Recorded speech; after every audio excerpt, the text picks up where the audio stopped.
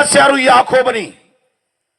కానీ సుకారులో ఉన్న యాకోబు బావి దగ్గరకు వచ్చిన ఆ స్త్రీ పేరేంటో బైబిల్లో రాయబడలేదు.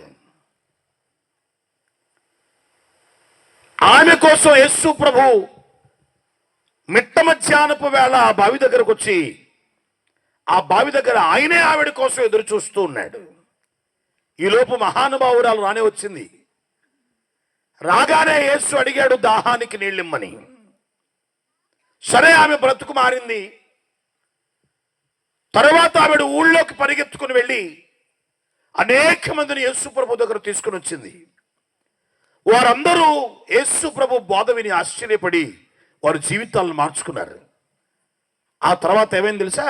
అందరూ కలిసి యేసు ప్రభుని బ్రతిలాడటం మొదలుపెట్టారు. అయ్యా, మీరు మా ఊరికి రావాలి అని. స్తోత్రం కలుగునుగాక. చెప్పండి హల్లెలూయా అని. యేసు మాట్లాడగా ఒకటి మారింది. ఆవిడెళ్ళి సాక్ష్యం చెప్పగా అనేకులు యేసు దగ్గరకు వచ్చారు. వాళ్ళందరూ కలిసి ముక్త కంఠంతో యేసు మా ఊరిలో ఉండాలని కోరుకున్నారు.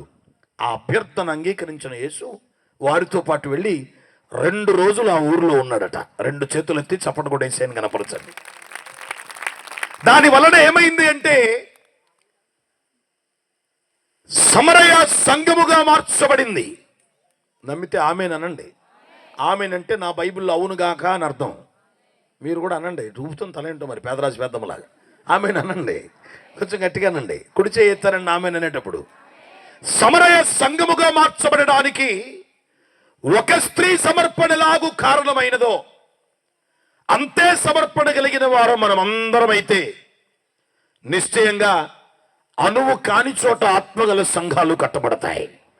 యేసు ఆ ఊర్లో అడుగుపెట్టిన కారణం చేత సమరయ సంఘముగా మార్చబడిన సందర్భం నేటికి ప్రపంచవ్యాప్తంగా. ఆమె పేరు కూడా బైబిల్లో రాయబడకపోయినా ఆవిడ పేరుతో అక్కడ సంఘం స్థాపించబడింది. దేవుని నామం ఘనపరచబడింది. ఆమేన్. కానీ విచిత్రం ఏంటంటే ఆ రోజు నుంచి ఈ రోజు వరకు సంఘములో ఆడోళ్ళు ఎక్కువ ఉంటారా, మగోళ్ళు ఎక్కువ ఉంటారా? మాట్లాడట్లా. మరి ఒక్క స్త్రీయే ఒక సమరయని సంఘముగా మార్చేస్తే ఎంతమంది స్త్రీలు, ఇంతమంది మహిళా సంఘాలు, డ్వాక్రా గ్రూపులు, మీరు ఎన్ని సంఘాలు కట్టాలి, ఎంతమందిని మార్చాలి? ఆదివారం భక్తికే పరిమితమైపోతున్న క్రైస్తవ సంఘాల మహిళలు, ఆరాధనకు మాత్రమే పరిమితమైపోతున్న క్రైస్తవ సంఘ సభ్యులు యేసుక్రీస్తు సుకారులో ఒక్క స్త్రీలో ఉంచిన భారాన్ని మన గుండెలోకి ఈరోజు తీసుకుని వెళ్ళగలిగితే ఒంటరిగా వెళ్ళిన మనం ఒంటరిగా రాము. 100 మందితో యేసు యొద్దకు రాగలిగిన కృప దేవుడు మనకిస్తాడట. నమ్మితే ఆమేన్ చెప్తారా? చెప్తాం హల్లెలూయా. Those who will leave Jesus alone, they will come back to Jesus with the multitudes అని ఓ చక్కటి మాట రాస్తాడు ఒక దైవజనుడు. ఆత్మ భారంతో ఒంటరిగా యేసుని విడిచిన వారు 100 మందితో యేసు దగ్గరకు వస్తారని దాని భావం. ఆత్మ భారంతో యేసుని విడిచి వెళ్తేనట 100 మందితో యేసు యొద్దకు తీసుకొని రాగలుగుతామట. సభ ముగిసిన ప్రతిసారి ఈ భారంతో మనం నడిపించబడుదుముగాక. చెప్దామేనని. గత రాత్రి దైవజనులు మీకు ఏం చెప్పారు? సంతోషం. వాక్యం చెప్పారు. అలా ఏం చెప్పారు? ఏమనండి? పోనీ ఏమన్నా జోకులు ఏమైనా వేసారా? ఏమైనా సంగతులు, ఉదాహరణలు చెప్పారా? మాట్లాడట్లా. ఎంత ఆలోచిస్తున్నారు చూసారా?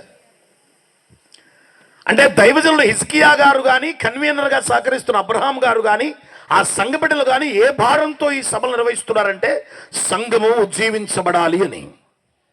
ఆమెన్ అంటారా? హలో, ఆమెన్ అనకూడదండి మన సంఘంలో? అట్లేం లేదు కదా. ఒకసారి అనండి గట్టిగా ఆమెనని. 2 చేతులు ఎత్తి ఆమెన్ అనండి. మంచిది, గట్టిగా చెప్పండి ఆమెనని. ఆడవాళ్ళకి పట్టాలు వేసి మగవాళ్ళకి కుర్చీలు ఎందుకు వేస్తారనుకుంటున్నారు? మీరు మధ్యలో ఎత్తి అడ్డుకోవటానికి. వాళ్ళని ఎట్లాగా ఆపలేం కాబట్టి వాళ్ళు ఎటుపడతాడు తిరగడానికి. ఇన్ని ఉంటాయి దాంట్లో. ఎంత పెద్ద పట్టాలు వేసినా పొరపాటునే చాలామంది రారు ముందుకి. కొన్ని చోట్ల కొంతమంది వారు యవనస్తులై ఉంటే లేదా దేవుని కొరకు మరింత భారం ఉంటే కూర్చోవడానికి కుర్చీ ఉన్న పరిగెత్తుకుని వచ్చి నేల మీద కూర్చునే ప్రయత్నం చేస్తారు కొంతమంది. అట్లాగని నేల మీద కూర్చున్న వాళ్ళంతా తగ్గించుకున్న వాళ్ళు ఏం కాదు, కుర్చీలో కూర్చున్న వాళ్ళంతా తగ్గింపు లేని వాళ్ళు ఏం కాదు. తగ్గింపు మనస్తత్వానికి సంబంధించింది. ఇది మీరు కలిగితే నిశ్చయముగా ఆశీర్వదించబడుదురుగాక. కొంచెం గట్టిగా చెప్పండి. అనగా ఒకరోజు ఒక దైవజనుడు ఆత్మ కలిగి మన గ్రామానికి నడిపించబడ్డాడు అంటే దేవుడేదో ఈ దైవజనుడు ద్వారా మనతో మాట్లాడబోతున్నాడు అని గ్రహింపగలిగిన వారే దాన్ని గుండెలోకి తీసుకుంటారు. అలా గుండెలో ఎవరైతే తీసుకుంటారో వారి వలన దేవుని రాజ్యం విస్తరిస్తుంది. ఎవరి వలన దేవుని రాజ్యం విస్తరిస్తుందో వారి వ్యక్తిగతంగా కూడా అన్ని విషయాల్లో వర్ధిల్లుతారు. ఆ కృప సంఘానికి దేవుడిచ్చునుగాక. నమ్మితే బిగ్గరగా ఆమేనంటారా? కొంచెం గట్టిగా చెప్పండి. మీకు మాకు ఒక ఒప్పందం చేసుకుందాం, ఓ చిన్న అగ్రిమెంట్ చేసుకుందాం. మీరు చక్కగా చురుకుగా నాకు రిప్లై ఇచ్చారనుకోండి, నేను గంట మావులో ముగించేస్తా. మీరు కనుక చురుగ్గా నాకు రిప్లై ఇవ్వలేదనుకోండి, ఈ రైలు ఎంత దూరం వెళ్ళిద్దో నాకు తెలియదు. కాబట్టి మర్యాదగా నోరు తెరిచి మాట్లాడండి. స్తోత్రం కలుగును గాక. కొంచెం గట్టిగానండి. అందరు ముక్త కంఠంతో ఆమెనన్నారంటే వద్దులే గొడవ, నీకు నాకెందుకు, గంటంబావులో ముగించేసే అని ముక్త కంఠంతో పలికారని అర్థమైంది. వందనాలమ్మ మీకు. అయ్యో చెప్పండిరా. రైట్. కీర్తనల గ్రంథం 17వ అధ్యాయం 5వ లేఖన భాగాన్ని మనం చదివి కొద్ది నిమిషాలు దేవుని వాక్యాన్ని ధ్యానించుదాం. అనగా ఈనాటి ధ్యానము కొరకై 17వ కీర్తన 5వ వచనం, నీ మార్గముల యందు నా నడకలను స్థిరపరుచుకుని ఉన్నాను, నాకు కాలు జారలేదు. చాలు చాలు. దేవునికి మహిమ కలుగునుగాక. ప్రేమ నమ్మకాలు కలిగిన మా పరిశుద్ధుడా, ఉన్నతుడమైన మా జీవాధిపతి, చదవబడిన ఈ లేఖనములో నుంచి నాతో మాతో మా అందరితో మీరు మాట్లాడి మేము నేర్చుకోదగిన పాఠములన్నీ మాకు నేర్పించమని సహాయము చేయమని యేసు నామములో అడుగుచున్నాము తండ్రి. చెప్దాం ఆమేనని. నేను చదువుతున్నాను చూడండి. నీ మార్గముల యందు నా నడకలను స్థిరపరుచుకుని ఉన్నాను, నాకు కాలు జారలేదు. ఈ మాట రాసింది ఎవరంటే, నా వైపు చూడండి, మహాభక్తుడైన దావీదు, యోధా గోత్రములో జన్మించిన దావీదు, యెష్షయి 8 కుమారులలో ఆఖరి వాడైన, పరిపాలించుటలో ప్రథముడై, దేవుని హృదయానుసారుడై, దేవుని ఇష్టానుసారుడై, దేవుని హృదయం ఏది ఆలోచిస్తే అదే చేయగలిగిన వాడిగా పేరు పొందినవాడు ఇక్కడ ఈ కీర్తన రాసిన దావీదు. ఈయన సాక్ష్యమిస్తూ పలికిన మాట ఏమిటంటే, నా మార్గముల యందు నా నడకలను స్థిరపరుచుకుని ఉన్నాను, నా కాలు జారలేదు అన్నాడు. అంటే పిల్లరా, ఇలాంటి ఒక స్టేట్మెంట్ ఇవ్వడానికి ఇక్కడున్న భక్తుల్లో ఎవరైనా సాహసించగలరా అంటే వారు దేవుని మార్గములో వారి నడకను స్థిరపరుచుకున్న వారై ఉండాలి. ఆమేన్. నమ్మితామని చెప్తారా? దేవుని మార్గం ఏంటో చాలా మందికి తెలుసు. యేసుక్రీస్తుని వెంబడిస్తున్న ఈ విధానాన్ని మతం అని ఎవరైనా సంబోధిస్తే ఇది మతం కాదు, మార్గం అని క్రైస్తవులు అందరూ చెప్పగలుగుతాం. ఇది మతము కాదని మనకు తెలుసు, ఇది మార్గం అని మనకు తెలుసు. ఈ మార్గములో అడుగులు వేసిన సంగతి మనకు తెలుసు. కానీ ఈ మార్గములో ఎంతమంది స్థిరపడ్డారు? ఇదే సత్య మార్గమని, ఇదే వేద మార్గమని, ఇది మాత్రమే ఒక మనిషిని నరకము నుంచి తప్పించి పరలోకానికి తీసుకుని వెళ్ళగలదని, మృత్యువును జయించగలిగిన శక్తి గల మార్గం ఇదని బైబిల్ చేతబట్టిన అనేకులకు తెలిసినా కూడా, ఈ మార్గము నిజమని నమ్మి మారు మనసు పొందినా కూడా వారి మారు మనసుకు తగిన జీవితాన్ని ఈ మార్గములో స్థిరపరుచుకుని, నాలో ఏ పాపం లేదు, ఏ దోషము లేదు, ఈ మార్గములో నా నడకను స్థిరపరుచుకున్నాను, ఇప్పుడు యేసుక్రీస్తు మేఘాల మీదకి వచ్చిన నేను ఎత్తబడతాను, ఆ పరలోక రాజ్యానికి నేను చేరుకుంటాను అనే గుండె ధైర్యం కలిగి కుడి చేతినెత్తి పలకగలిగిన వారు ఎవరైనా ఉన్నారా అంటే మనకు తెలియని సందేహం ఏదో మన హృదయాన్ని తొలిచేస్తూ ఉంటుంది. అందుకనే కొందరు అనుకుంటున్నారు మందిరానికి వెళ్తే సరి పరలోకానికి వెళ్ళిపోతామని, కొందరు అనుకుంటున్నారు బాప్తిస్వం పొందితే సరి పరలోకానికి వెళ్ళిపోతాం అనుకుంటున్నారు. కొందరు అనుకుంటున్నారు రక్షణ పొందాం కదా, రక్షణ ఉచితం కదా, రక్షణ దేవుడే ఇచ్చాడు కదా, దేవుడిచ్చిన రక్షణ తీసుకోడు కాబట్టి మనం ఇక ఏం చేసినా నరకానికి వెళ్ళాం, పరలోకానికి వెళ్తాం అనే మభ్యపడుతున్న వారు కొంతమంది ఉన్నారు. కానీ కీర్తనకారుడు కాక ప్రకటన గ్రంథకర్త యోహాను ఏం రాశాడు తెలుసా? 10 దినములు శ్రమ కలుగును, అపవాది మీలో కొందరిని శోధనలో వేయబోతున్నాడు, మరణము వరకు నమ్మకంగా ఉండము, అప్పుడు జీవ కిరీటం ఇస్తానన్నాడు. ఎప్పటి వరకు నమ్మకంగా ఉండాలి? ఇంకొంచెం గట్టిగా చెప్పండి. పొందిన రక్షణని మరణం వరకు కాపాడుకోవాలి. ఎరిగిన మార్గంలో మరణం వరకు నడవగలగాలి. పొందుకున్న రక్షణ మరణం వరకు పరిశుద్ధ జీవితాన్ని కాపాడుకోగలిగితే జీవ కిరీటం ఎవడికి పెట్టబడుతుందంటే, ఎవడు నిత్యము జీవించగలడో, ఎవడు నిత్యము మరణము లేని అమరత్వము కలిగిన ఆ పరలోక రాజ్యములో ఉండడానికి అర్హత పొందుతాడో వాడికి జీవ కిరీటం పెట్టబడుతుంది. స్తోత్రం కలుగును గాక. అనగా దీని అర్థం ఏమిటి?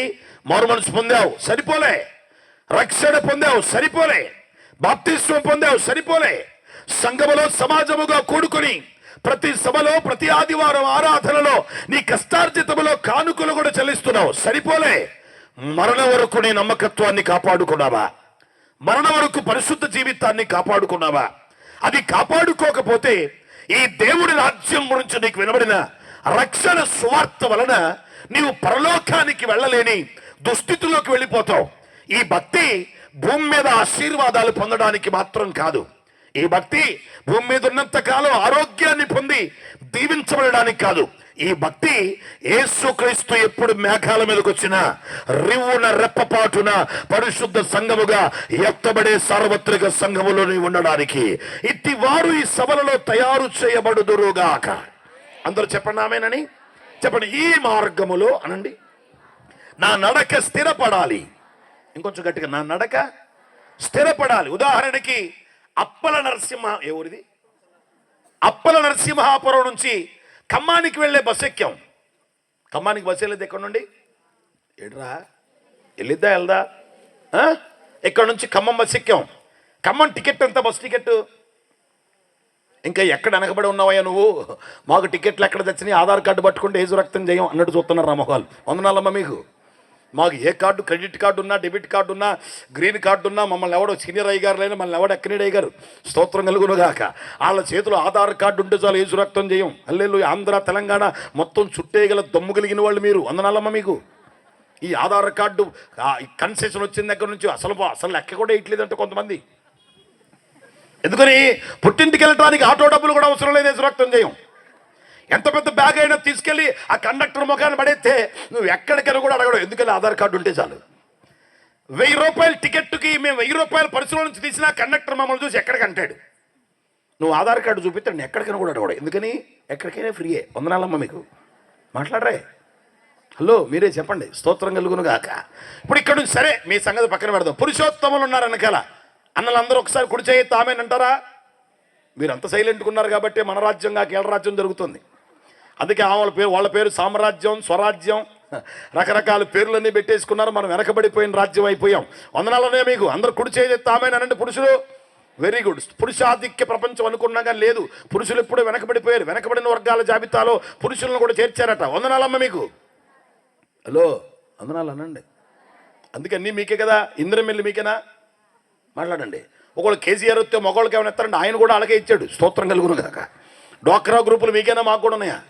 మాకేం లేవు. మాకెంతవరకు చింత చెట్టు కింద గ్రూపు, కులం గ్రూపు, మర్రి చెట్టు కింద గ్రూపులే తప్ప డ్వాక్రా గ్రూపులు ఏమి లేవు. హల్లెలూయా. దాచుకునేది మీరే, దోచుకునేది మీరే. వందనాలు చెప్పండి. పేరుకు డ్వాక్రా కానీ మాకందరికీ మీరు వేసే బోక్రా మాకు తెలియదా? ఇలాంటి గనులంతా చేరుకున్నారు ఇక్కడ. స్తోత్రం కలుగును గాక. ఇక్కడికి రాగానే మహాతల్లి మరియమ్మలాగా ముసుగేస్తారు. ముసుగు తీశారా మారెమ్మలే. అమ్మగారులకు అద్భుతమైన తెల్ల చీర ధారణతో వస్తారు ఇక్కడికి. అది తొలగించారా అమ్మోరే. వందనాలమ్మ మీకు. హల్లెలూయా. మీకు అర్థం కావటం కోసం చెప్తున్నాను. ఇక్కడి నుంచి ఖమ్మం వెళ్ళడానికి బస్ ఎక్కి ఒక 100 రూపాయలు ఇచ్చి టికెట్ కొనుక్కున్నాం. ఎంతండి? Very good. 80 రూపాయలు. Senior most. స్తోత్రం కలుగును గాక. 80 రూపాయలు పెట్టి టికెట్ కొనుక్కున్నాం. కొనుక్కున్నావా కొనుక్కోలేదా? మాట్లాడండి. మాట్లాడండి. డబ్బులు 80 ఇచ్చామా లేదా? ఇచ్చామా లేదా? ఇచ్చాను. కండక్టర్ గారికి ఆయన టికెట్ ఇచ్చాడు, నా జేబులో పెట్టేసుకున్నాను. ఇప్పుడు మార్గ మధ్యంలోకి వెళ్ళాక చెకింగ్ వచ్చింది. నేను డబ్బులు ఇచ్చిన మాట నిజం, అతను టికెట్ ఇచ్చిన మాట నిజం. నేను ఇచ్చాడనడానికి, ఆయన టికెట్ ఇచ్చాడనడానికి నా కుర్చీలో కూర్చున్న వాళ్ళు, వెనకాల కుర్చీలో కూర్చున్న వాళ్ళు అందరూ సాక్ష్యమే. డ్రైవర్ కూడా నా పక్షానే ఉన్నాడు, కండక్టర్ కూడా నా పక్షానే ఉన్నాడు. కానీ వచ్చినోడు అన్నాడు, ఎంతమంది నీ పక్షం ఉన్నారు నాకు అవసరం లేదురా, నువ్వు కొన్న టికెట్ ఏదన్నాడు. నేను అన్నాను, ఈ దరిద్రం కొద్దీ సెల్ ఫోన్ ఒకటి వచ్చి స్తోత్రం కలుగునుగాక. ఇది పద్దాకు లోపల పెట్టి బయటకు తీసి, లోపల పెట్టి బయటకు తీసి, ఇది మాత్రం నాకు చేతిలో ఉంది, టికెట్ ఆడబోయింది. స్తోత్రం కలుగునుగాక. అప్పుడు ఏమంటాడు ఆయన? ఫైన్ కట్టమంటాడా, దిగిపోమంటాడా లేదా? డ్రైవర్ గారు వచ్చి ఈయన కొన్నాడు సార్ అన్న సాక్ష్యం పనికిరాదు. కండక్టర్ వచ్చి నా చేతులతో ఇచ్చాను అన్న సాక్ష్యం పనికిరాదు. బస్సులో ఉన్న వాళ్ళంతా నిజమే సార్, 100 రూపాయలు నోటిస్తే 20 వెనక్కి ఇచ్చేసారు, నేను కళ్ళారా చూశాను, సాక్ష్యం పనికిరాదు. అంటే అర్థం ఏమిటి? టికెట్ కొనుక్కున్న మాట నిజమే కానీ టికెట్ నువ్వు కాపాడుకోలేకపోయావు కాబట్టి నువ్వు చేరాల్సిన గమ్యం చేరకుండా మధ్యలో ఎలా దింపేశారో, రక్షణ పొందుకున్న నీవు రక్షణ కడ వరకు కాపాడుకుంటే పొందదగిన దేవుని రాజ్యానికి పొందగలుగుతావు, చేరగలుగుతావు. అందుకనే రక్షణ పొందిన మనము, రక్షణ పొందిన వారు చేరు స్థలానికి వెళ్ళేంత వరకు దాన్ని కాపాడుకోవాలి. కాపాడుకోవాలి అంటే ఈ మార్గం తెలిస్తే చాలదో, ఈ మార్గములో మన అడుగులు స్థిరపరచబడాలి. నమ్మితామని చెప్తారా? బొచ్చు గట్టిగా చెప్పండి. దేవునికి మహిమ కలుగునుగాక. ఈ మార్గము యేసు మార్గం, సత్య మార్గం, నిజ మార్గం. ఇది తప్ప మరొకటి లేదు. రుజు మార్గం ఇదే. పాపిని ప్రేమించి సంరక్షించు మార్గం ఇదే. దుష్ట శిక్షణ శిష్ట రక్షణ అని ప్రపంచం ఘోషిస్తుంది. అనగా భక్తులను రక్షించి దుర్మార్గులను శిక్షించడానికి సమాజం చూస్తుంది. కానీ నేను బోధిస్తున్నా, మీరు కలిగి ఉన్న బైబిల్ ఒక్కటే దుర్మార్గులను క్షమించి వారిని రక్షించాలని చూస్తుంది. అతి యోగ్యమైన గ్రంథాన్ని మనం కలిగి ఉన్నాము గనుక ఈ సభలలో నిశ్చయముగా మారు మనసు లేని వాళ్ళు మారు మనసు పొందాలి, రక్షణ లేని వారు రక్షణ పొందాలి, ముంచబడిన బాప్తిస్మ అనుభవం లేని వారు బాప్తిస్మలోకి రావాలి. అంత మాత్రమే కాదు, దాన్ని కడ వరకు కాపాడుకోగలగాలి భక్తి మార్గంలో. అట్టి వారు సంఘాల్లో లేచుట ద్వారా దేవుడు సంతోషిస్తాడు. నమ్మితామని చెప్తారా? ఇంకొంచెం గట్టిగానండి. దేవునికి మహిమ కలుగునుగాక. కాస్త దగ్గరగా చెప్పండి. ఎంత దమ్ము కలిగి చెప్తున్నాడు ఈ మాట. అయ్యో, నీ మార్గముల యందు నా నడకలను స్థిరపరుచుకున్నాను. నీ మార్గాలలో నా నడకను స్థిరపరచు అని దేవుని అడగట్లా, నేను స్థిరపరుచుకున్నాను. I became strong in the ways what you taught through the Bible. నీ వాక్యములో నుంచి నాకు బోధించిన నీ బోధ మార్గములో నా అడుగులు స్థిరపరుచుకున్నాను అన్నాడు. నా నడకలు స్థిరపరుచుకున్నాను అన్నాడు. ప్రతి ఆదివారం మందిరానికి నడిచే నీ నడక మారిందా? నీ నడత మారిందా? నీ నడవడిక మారిందా? నీ పద్ధతి మారిందా? నీ విధానం మారిందా? ఆదివారం మాత్రమే బైబిల్ పట్టుకుని మందిరంలో భక్తి చేస్తే అట్టి వారిని ప్రభు ఏమంటాడో తెలుసా? ఉంటే వెచ్చగుండు, లేకపోతే చల్లగా ఉండు, లేదంటే ఉమ్మి వేస్తాను అంటాడు. ఎప్పుడు వేస్తావు ఉమ్మి? నీ పక్కింటి ఆవిడతో పంపుకాడ తగాద వచ్చింది, తగాద రాట అంటావా? అనో ఒక 10 నిమిషాలు పోరాడి 10 నిమిషాల పోరాటంలో నువ్వు గెలవలేక అరగంట పోరాటం సాగి అయినా నీ మాటలు ఎక్కడా చాలక అవతలావిడ ఒక రేంజ్లో ఫైర్ అయిపోతుంటే ఇక నీ వల్ల గాక, సాధించలేక, సాగలేక, ఇంక నీ దగ్గర మాటలు లేక, నీ వల్ల గాక, నీకెవడు తోడు రాక తెచ్చి ఇక నీ మీద అరిచే కంటే అనవసరం ఇక అని లాస్ట్లో ఉమ్మూసి వెళ్ళిపోతాం. ఎంత రోత కలిగితే పనిచేస్తామండి. నా ప్రభు బిడ్డ, చేతిలో బైబిల్ ఉంది కదా, నీకు మందిరానికి వస్తున్నావు కదా, మైక్ పట్టుకొని పాట పాడుతున్నావు కదా, దేవుని బిడ్డ అని చెప్పుకుంటున్నావు కదా, ఎక్కడ చూసినా బండి మీద, ఇంటి మీద దేవుని వాక్యం రాస్తున్నావు కదా, ఉంటే వెచ్చగుండి లేకపోతే చల్లగుండి లేకపోతే నువ్వు వెచ్చకున్నావా ఉమ్మేస్తాను అన్నాడు ప్రభువే స్వయంగా ప్రకటన గ్రంథంలో. అంటే నులువెచ్చని స్థితి దేవునికి ఎంత రోత, నులువెచ్చని స్థితి దేవునికి ఎంత అసహ్యం. మీరు ఇలాగే ఉంటారు, దొంగలు, వ్యభిచారులు పరలోకంలో చేరతారని ప్రభువే మాట్లాడిన మాట మనం జ్ఞాపకం లేదా? ప్రియులారా, దేవుని బిడ్డలారా, ఈ రాత్రి దేవుని వాక్యం ఆలకిస్తున్న దేవుని ప్రజలారా, యేసే మార్గమని ఎరిగిన జనాంగమా, నువ్వు మోస్తున్న పరిశుద్ధ గ్రంథములో ఉన్న సత్య మార్గం వేరెక్కడా లేదు. అది మనస్స వాచ కర్మణ నమ్మిన సంగమా, సమాజమా, నీ వెరిగిన ఈ మార్గములో నీ నడకను స్థిరపరుచుకున్నావా? నీ వెరిగిన ఈ మార్గములో లోపము లేని, కళంకము లేని, ముడత లేని, మరక లేని ఓ పరిశుద్ధమైన వధువు సంఘముగా నీ భక్తిని కాపాడుకోగలిగావా? ఈ రోజు నీ రోగం పోవడం, సమస్య తీరడం, ఆశీర్వదించబడడం, అప్పులు పోవడం, ఒక స్థాయి వరకు మాత్రమే, అది దాటిన ఆత్మ కలిగిన సంఘముగాను మార్చబడాలి. నమ్ముతామని చెప్తారా? కాస్త బిగ్గరగా చెప్పండి. దేవుడు రోగాలు తొలగిస్తాడు, బలహీనతలు తీసేస్తాడు. చాలా ఏళ్ల క్రితం 2008 సంవత్సరం 2009 సంవత్సరంలో మైలవరం సమీపంలో జంగాలపల్లి అనే ఒక గ్రామం ఉంది. ఆ గ్రామానికి నేను వాక్యం చెప్పడానికి పిలువబడ్డాను. అప్పటికే 2 ఏళ్లుగా దేవుని సువార్త పనిలో ఉన్నాను. అనగా 2007లో నేను సువార్థికుడుగా దేవుని పనికి వస్తే 2009, ఇప్పుడు కాదు అసలు, అప్పుడు తిరిగిన తిరుగుడే వేరు. ఇప్పుడంటే దేవుడు మాకు గుర్రాలు ఇచ్చాడు, స్తోత్రం కలుగును గాక. హల్లెలూయా. డోర్ తీసేవాడిని ఒకడిని, డోర్ వేసేవాడిని, బాటిల్ పట్టుకునే వాళ్ళు ఒకడిని, మూత తీసేవాడిని ఒకడిని, హల్లెలూయా. రాగానే కుర్చీ ఇచ్చేవాడిని ఒకడిని, సెకండ్ ఇచ్చేవాడిని ఒకడిని, ఎత్తుకొని పైన కూర్చోబెట్టేవాడు ఒకడిని, అక్కడ నుంచి దించేవాడు ఒకడిని, ప్లేట్ కడిగేవాడిని ఒకడిని, ప్లేట్ బడిసేవాడిని ఒకడిని, ఇంతమందిని ఇచ్చాడు. ఇప్పుడు అప్పుడేమీ లేదు, ఒక్క బండి మీద 3, ఏజు రక్తం చేయం, ఒక్క బండి మీద 3, ఎక్కడికైనా ప్రయాణం. మా విస్సన్నపేట నుంచి అవనిగడ్డ వెళ్ళి వాక్య పరిచర్య చేసి తెల్లవారేది ఇంటికి వచ్చేసరికి ఎప్పుడు ప్రయాణమే. ఇక్కడ నుంచి కొణిజర్ల, ఖమ్మం, జగ్గయ్యపేట ఈ ప్రాంతాలని బండి మీద తిరిగాను వాక్యం చెప్పడానికి. పోనీ దేవుడు చాలా కృపనిచ్చాడు, తిరుగుతున్నాను విస్తారంగా, విచ్చలవిడిగా కాదు. విస్తారంగా తిరగటం వేరు, విచ్చలవిడిగా తిరగటం వేరు. వందనాలమ్మ. మీకు ఎంత తేడా ఉందంటే, మీ నాన్న ఉన్నాడా, మీ అమ్మ మొగుడు ఉన్నాడా అన్నంత తేడా ఉంది. అర్థం ఒకటే రెండింటికి, అవునా కదా? కానీ చాలా తేడా ఉంది, ఉందా లేదా? అలాగ తిరుగుతున్న కాలంలో ఇక్కడ డిస్కులు ఉంటాయంట. ఏముంటాయి? డిస్కోలు కాదు, కిడ్నీలు కాదు, ఇడ్లీలు కాదు, నీ మొహం. ఎంతవరకు కిడ్నీలో రాళ్ళు వేసుకోవటం, దానికి తీసుకెళ్ళి కరిగించుకోవటం, ఇదే బాధక. హల్లెలూయా. ఆడెవడో వెనకాల నొప్పి వస్తుందంటే 4 రాళ్ళు వెనకేసుకున్నామేమన్నాడంట. పెద్దవాళ్ళు చెప్పారు కదా, ఆరోగ్యం ఆయుష్ ఉండగానే 4 రాళ్ళు వెనకేసుకోమంటే 4 ఏళ్ళు 40 వేసుకున్నాడు లోపల. సర్జరీ చేయక తప్పలేదు, స్తోత్రం కలుగును కాక. బండి మీద తిరిగి కొన్ని గంటల ప్రయాణం. నేను వృత్తిరీత్యా ప్రభుత్వోద్యోగిని, గవర్నమెంట్ టీచర్ని. పొద్దున్నే 9:30కు స్కూల్కి వెళ్తే 10 గంటల నుంచి సాయంత్రం 4:40 వరకు నిలబడే పాఠాలు చెప్పాలి. అదేమిటి సార్ మా బళ్ళో కూర్చొని కూడా చెప్తున్నారంటే, ఒప్పుకోలేదు గవర్నమెంట్, స్తోత్రం కలుగును కాక. అందరు చెప్దాం హల్లెలూయా. ఇంకాస్త బిగ్గరగా చెప్పండి. పగలంతా బండి మీద కూర్చొని ప్రయాణం చేసి ముగ్గురు కూర్చుంటే నేను వెనకో మధ్యలో కూర్చొని వెనకో నొక్కి ముందో నొక్కి, స్తోత్రం కలుగును గాక. మధ్యలో 3 గంటల టైంలో బండి ప్రయాణం చేస్తుంటే ముందున్నోడిని నేను బాగా నిద్రపోయి, ముందున్నోడిని యారా నిద్ర వస్తుందా అంటే వాడనేవాడు, ఇప్పుడు దాకా పోయా అన్నయ్య ఇప్పుడు రావట్లే అనేవాడు. బండి తోలినోడు గుండె పగిలిపోయి మెలుగు వచ్చాక అక్కడి నుంచి పొరపాటును కూడా కళ్ళు మూసుకునేవాడిని కాదు. వెళ్ళెళ్ళు అన్నండి గట్టిగా. ఇంకొకడు ఉండేవాడు మా ఆయనకేళ్ళ బండి ప్రయాణం. వాడి కొంత కంగారు ఏంటంటే, వాడి పేరు రెవరెండ్ కంగారు. రెవరెండ్ కంగారు. వాడు ఎలాంటి వాడంటే, అంత దూరంలో పోలీసు వాడు బండి ఆపుతుంటే వీడి బండి దానంతరం కదా ఆగిపోతాయి.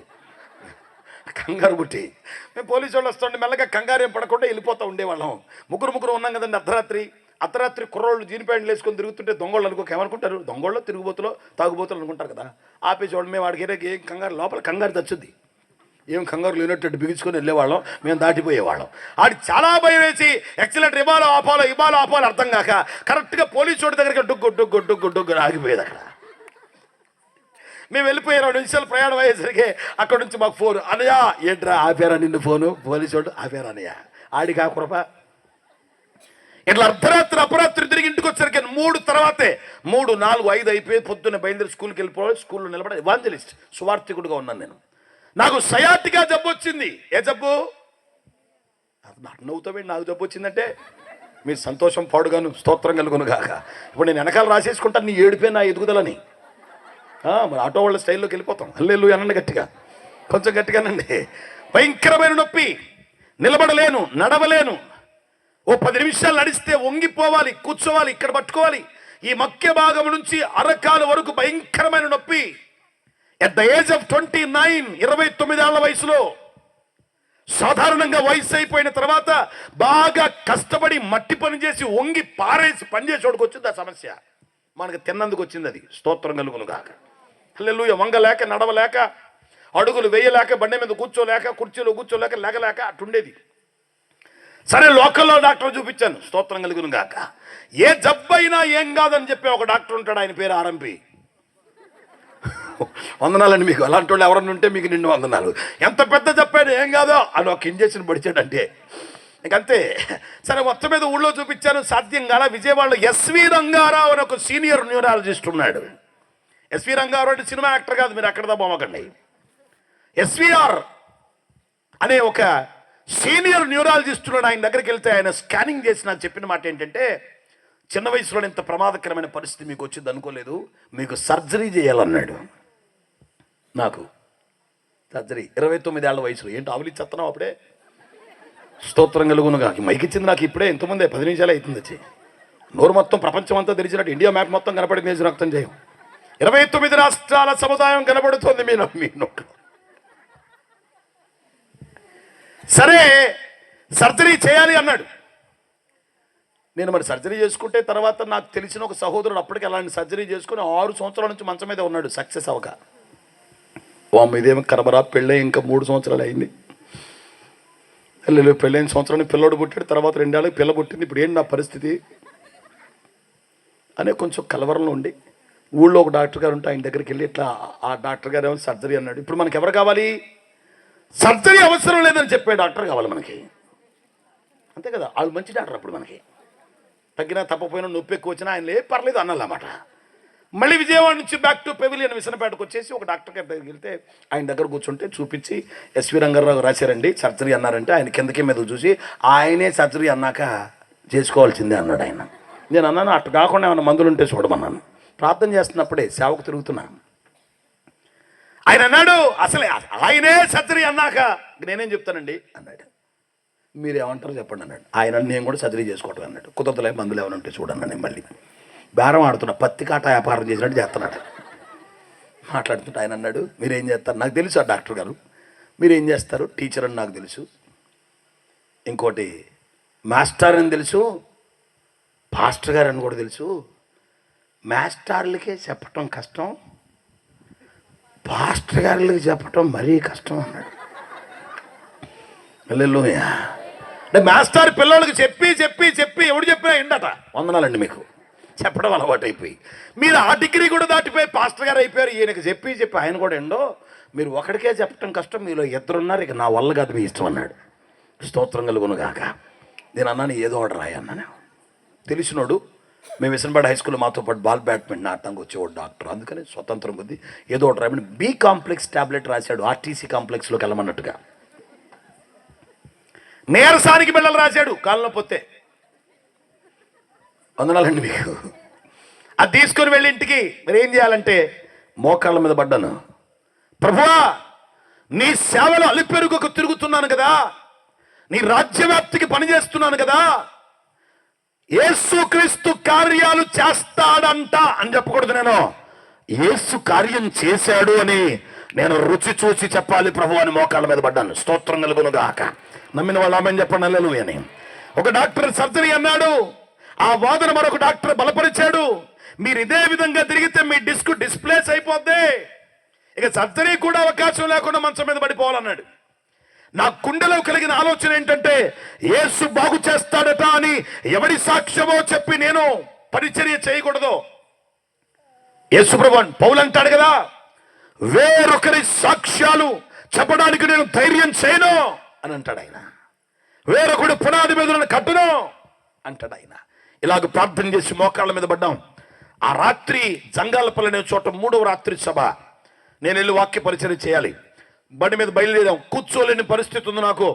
ఎక్కి కూర్చున్నాం, అడుగుతున్నాను, దేవా కృప చూపయ్య, కృప చూపయ్య, కృప చూపయ్య అని అడుగుతున్నాను. వెళ్ళాను సభకి. ఆరాధన కూడా నన్నే చేయమన్నారు. స్తోత్రం కలుగును గాక. నేను నిలబడి ఉన్నాను, విపరీతమైన నొప్పి, ఒళ్ళంతా చెమట్లు పడుతున్నాయి, నిలబడలేకపోతున్నాను. అందరూ ఆరాధన జరుగుతుండగా కూర్చోలేకపోతున్నాను, నిలబడలేకపోతున్నాను, విపరీతమైన ఇబ్బంది పడుతున్నాను. నేను ఒక్క మాట అడుగుతున్నాను, ప్రభువా ఈ బాధ తట్టుకోలేక నేను అడగట్లేదు నాయన, కల్వరి సిలువలో నా కోసం చాలా ఘోరమైన శ్రమ తట్టుకున్నావు. ఈ శ్రమ నాకు శ్రమేం కాదు ప్రభువా, కానీ బోధిస్తున్న నేనే బలహీనుడనైతే, స్వస్థపరుచు యేసయ్య అని ప్రకటించే నేనే ఈ కార్యాన్ని చూడకపోతే నేను ఎలా ప్రకటించాలి ప్రభువా? నీవు నన్ను పిలిచిన మాట నిజమైతే, నా మీద అభిషేకం నిజమైతే, ఏర్పాటు నిజమైతే, ఈ రాత్రి వాక్యం కూడా చెప్పలేని పరిస్థితిలో ఉన్నానయ్యా, కృప చూపయ్యా అని అడుగుతుండగా దైవజనులు డెన్నీ ఇజ్రాయెల్ గారు వాక్యం చెప్తారని అనౌన్స్మెంట్ వచ్చింది. స్తోత్రం కలుగును గాక. అలాగే సపోర్ట్ పట్టుకొని రిపోర్ట్ కోసం వేదిక మీదకి ఎక్కాను. హల్లెలూయా. ఎక్కటం మైకి చేతిలో పెట్టారు. సంగీతకారులు సిద్ధపడిపోతున్నారు. జనమంతా చేతులు ఎత్తారు ఆరాధనకి. యేసయ్యా నీకు స్తోత్రమని ఆరాధన మొదలు పెట్టాను. ఆరాధన గంటన్నర ఆరాధన జరిగించగలిగాను. స్తోత్రం కలుగును గాక. ఆరాధన ముగిసిన తర్వాత మరొక పావుదకు 2 గంటల వాక్యాన్ని ప్రకటించాను. తీరా తిరిగి వచ్చాక చూసుకుంటే నాకున్న నొప్పి ఏమాత్రం నా శరీరంలో లేదు. స్తోత్రం కలుగును గాక. 2 చేతులు ఎత్తి బిగ్గరగా చప్పట్లు కూడా వేసాను. కనపరచుదాం. హల్లెలూయా. వెంటనే ధైర్యముగా దేవుని నామాన్ని ప్రకటించాను. అనగా ఎందుకు ఈ మాట చెప్తున్నాడు తెలుసా? నువ్వు ఆరాధిస్తున్న యేసు నిన్ను స్వస్థపరుచువాడు, ఆమేన్, విడిపించువాడు, బాగు చేయవాడు, బలపరుచువాడు, నీ కన్నీటి ప్రార్థనకు జవాబిచ్చేవాడు. These are all right, these are all good, these are all there in the church. But ఈ మార్గంలో నీ అడుగులు, నీ నడకలు స్థిరపరుచుకున్నావా? ఇన్ని చేసిన యేసయ్య మార్గములో, ఇన్ని కార్యాలు చేసిన యేసయ్య మార్గములో, ఇన్ని అద్భుతాలు చేసిన యేసయ్య మార్గములో, సావుకు సిద్ధమైపోయిన నీ జీవితాన్ని బాగు చేసిన యేసయ్య మార్గంలో నీ నడకలు స్థిరపరుచుకున్నావా?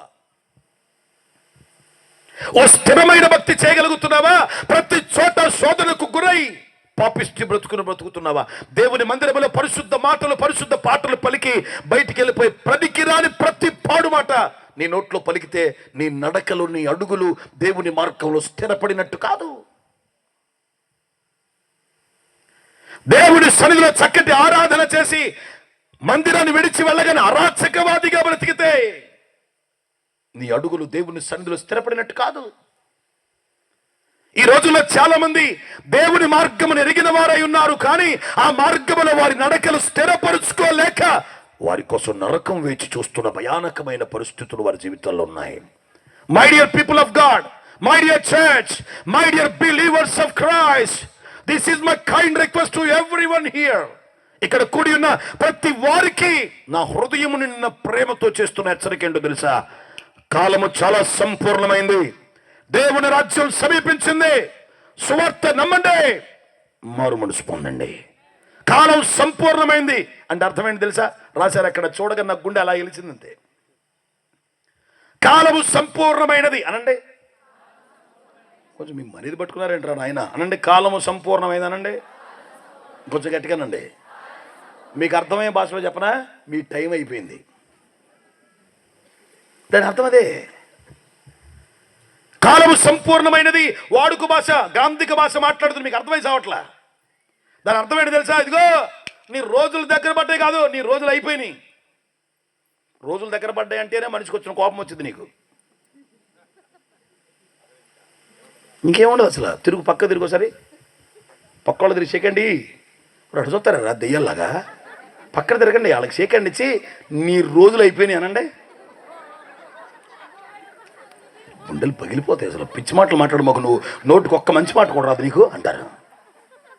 ఇవాళ ఈ మాట ఈరోజు మాట్లాడాము, కానీ యేసుక్రీస్తుకు పూర్వమే బాప్తిస్మిచ్చు యోహాను మొదలుపెట్టిన మాట ఇది.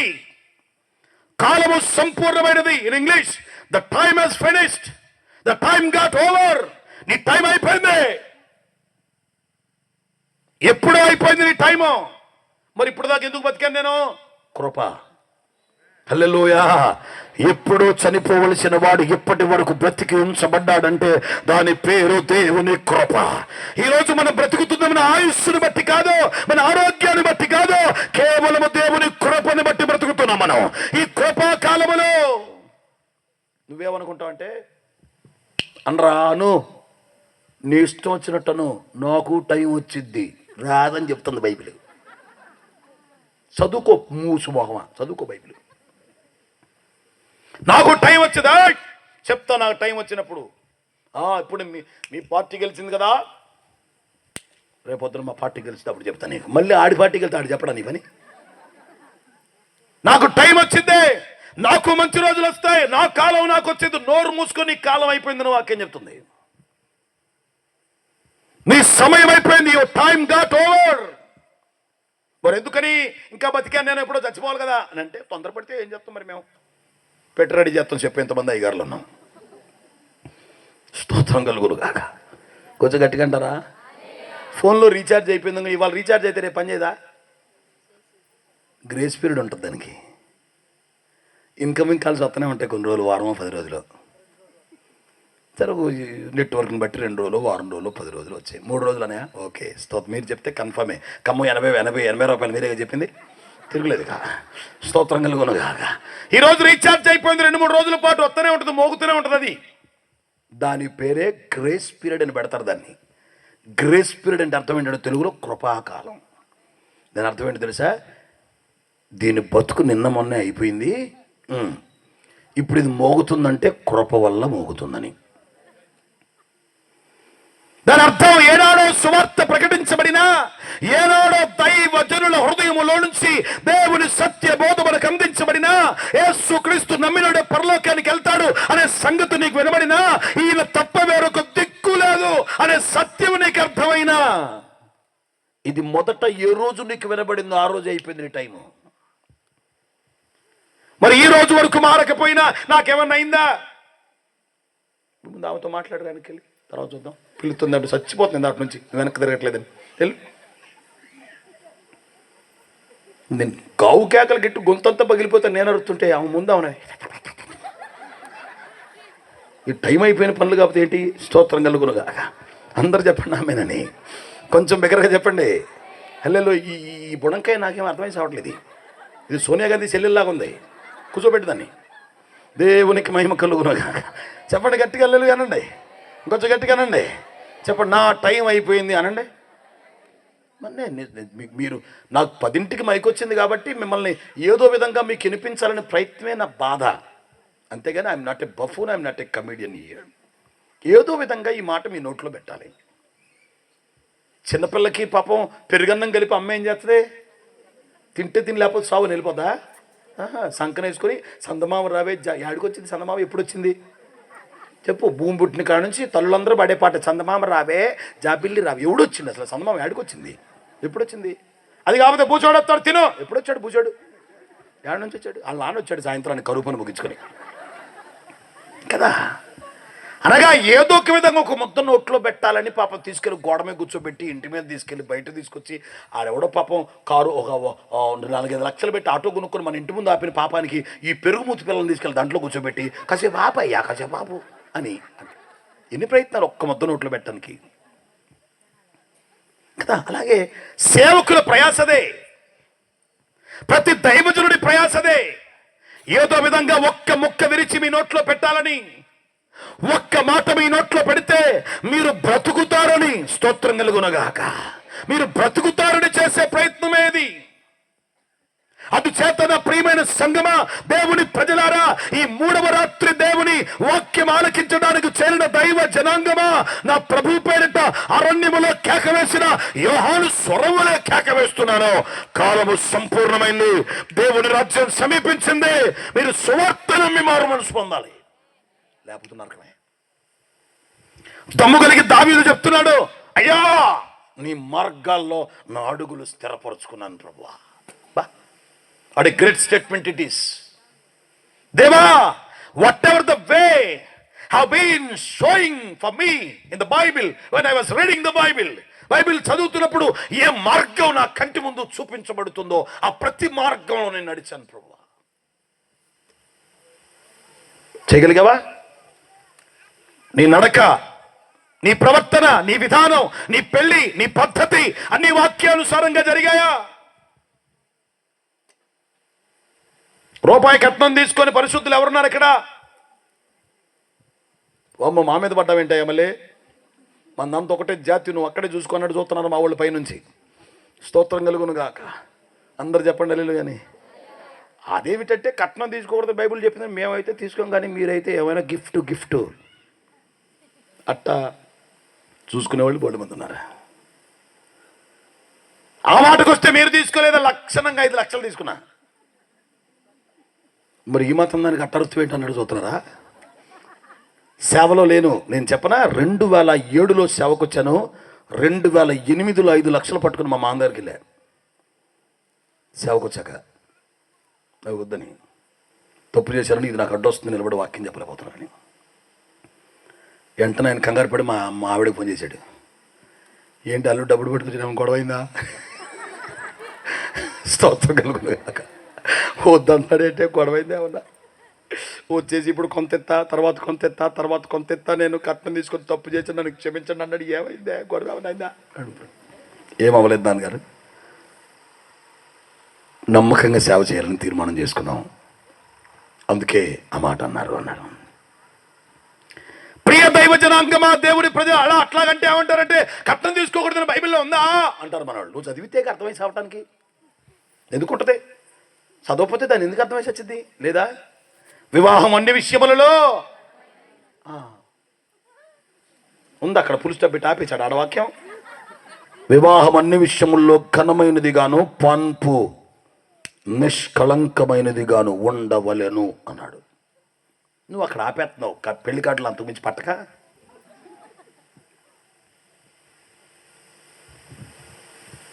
తమ్ముడారా, ఈ పాస్టర్ గారి పేరు సైమన్. ఏంటది? సైతాన్ కదా? నీ నాలుక మందం పాడైపోను, స్తోత్రం కలుగునుగాక. మావాడి పేరేంటి చెప్పండి? సైమన్. సైమన్ మంచివాడు, సైమన్ మంచిగా ఉండాలి. రెండు ఒకటేనా? అడు చూచేస్తారు మిమ్మల్ని లేదు అన్నట్టు. సైమన్ మంచివాడు, సైమన్ మంచిగా ఉండవలెను, రెండు ఒకట. వివాహం అన్ని విషయములో ఘనమైనది, వివాహం అన్ని విషయముల్లో ఘనమైనదిగా ఉండవలను, రెండు ఒకట. మరి మా అక్కడ కట్ చేసి పడేసారేంటి? వదలనా? ఆ తర్వాత ఏమన్నాడు తెలుసా? దాని క్రిందే ధనాపేక్ష లేని వారై ఉండండి అన్నాడు. అక్కడ నుంచి ఇంకొక వచనం చదివి ఓపిక కూడా లేదు, పెళ్లి ముహూర్తం ముందుకొచ్చేసింది కాదు. వివాహం అన్ని విషయంలో ఘనమైనదిగాను పాన్పుడి కళంకమైనదిగాను ఉండవలను, ధనాపేక్ష లేని వారై ఉండండి. దేవుడు నన్ను విడువడు, ఎడబాయుడు, దేవుడు నాకు తోడు అనుకుని ఉన్న వాటితో సంతృప్తి చెంది ఉండండి అని ఆనాడే పౌలు రాశాడు ఎబ్రీ పత్రికలో. ఎట్లా పెళ్ళి ఒకసారి జరుగుతుంది జీవితంలో, 3-4 సార్లు చేసుకోసేసేదే ఉంది. ఇప్పుడు కాకపోతే ఎప్పుడు వస్తాయి? నువ్వు కాదని మాకు నీకు తెలీదు. ఖర్చుకే చాలా అయిపోతుంది, 2 లక్షలు ఖర్చులు కానీ అడుగుదాం. ఎంత పడతావు ఖర్చు? అద్దుండి చచ్చిందా దానికి ఏమన్నా? ఆడపిల్లలు కూడా ఆమెనంటలేదు, నేనేమనాలి? మగపిల్లలు కూడా వీళ్ళే చెప్తున్నారు, అక్క అంత ఇచ్చావు నాకెంత ఇస్తావు అని వీళ్ళు అడుగుతున్నారు. ఇంకెట్ట మారుతాయి కొంపలో?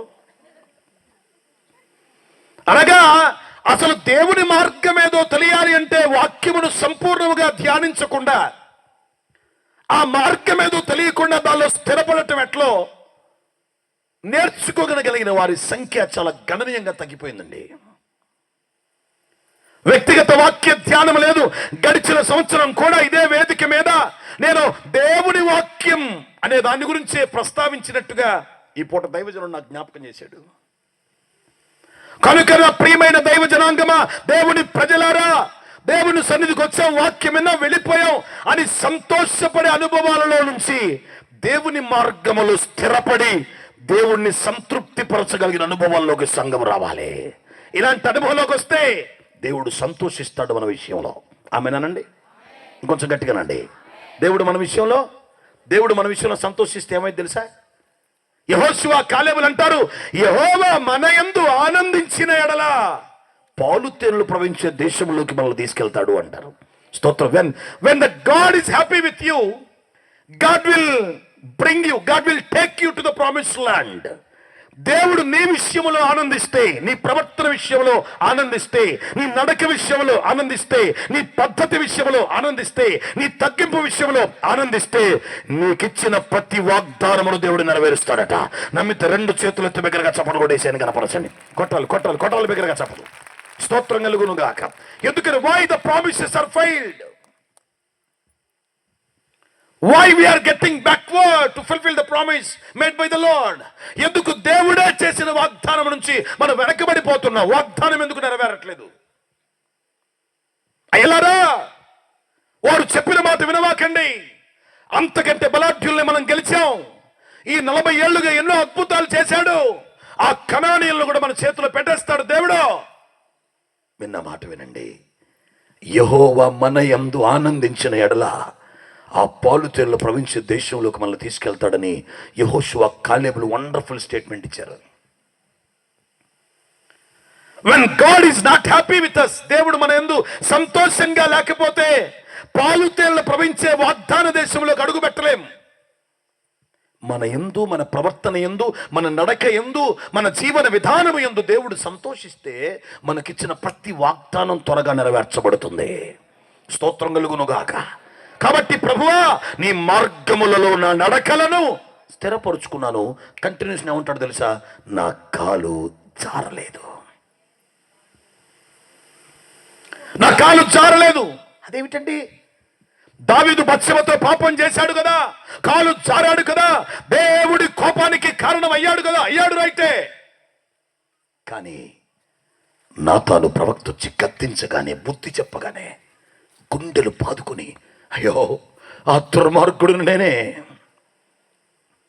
ఆ దుర్మార్గుడు నేనే అని తన జీవితాన్ని తిరిగి కట్టుకుని మళ్ళీ ఏ స్థాయిలోకి వెళ్ళాడు తెలుసా?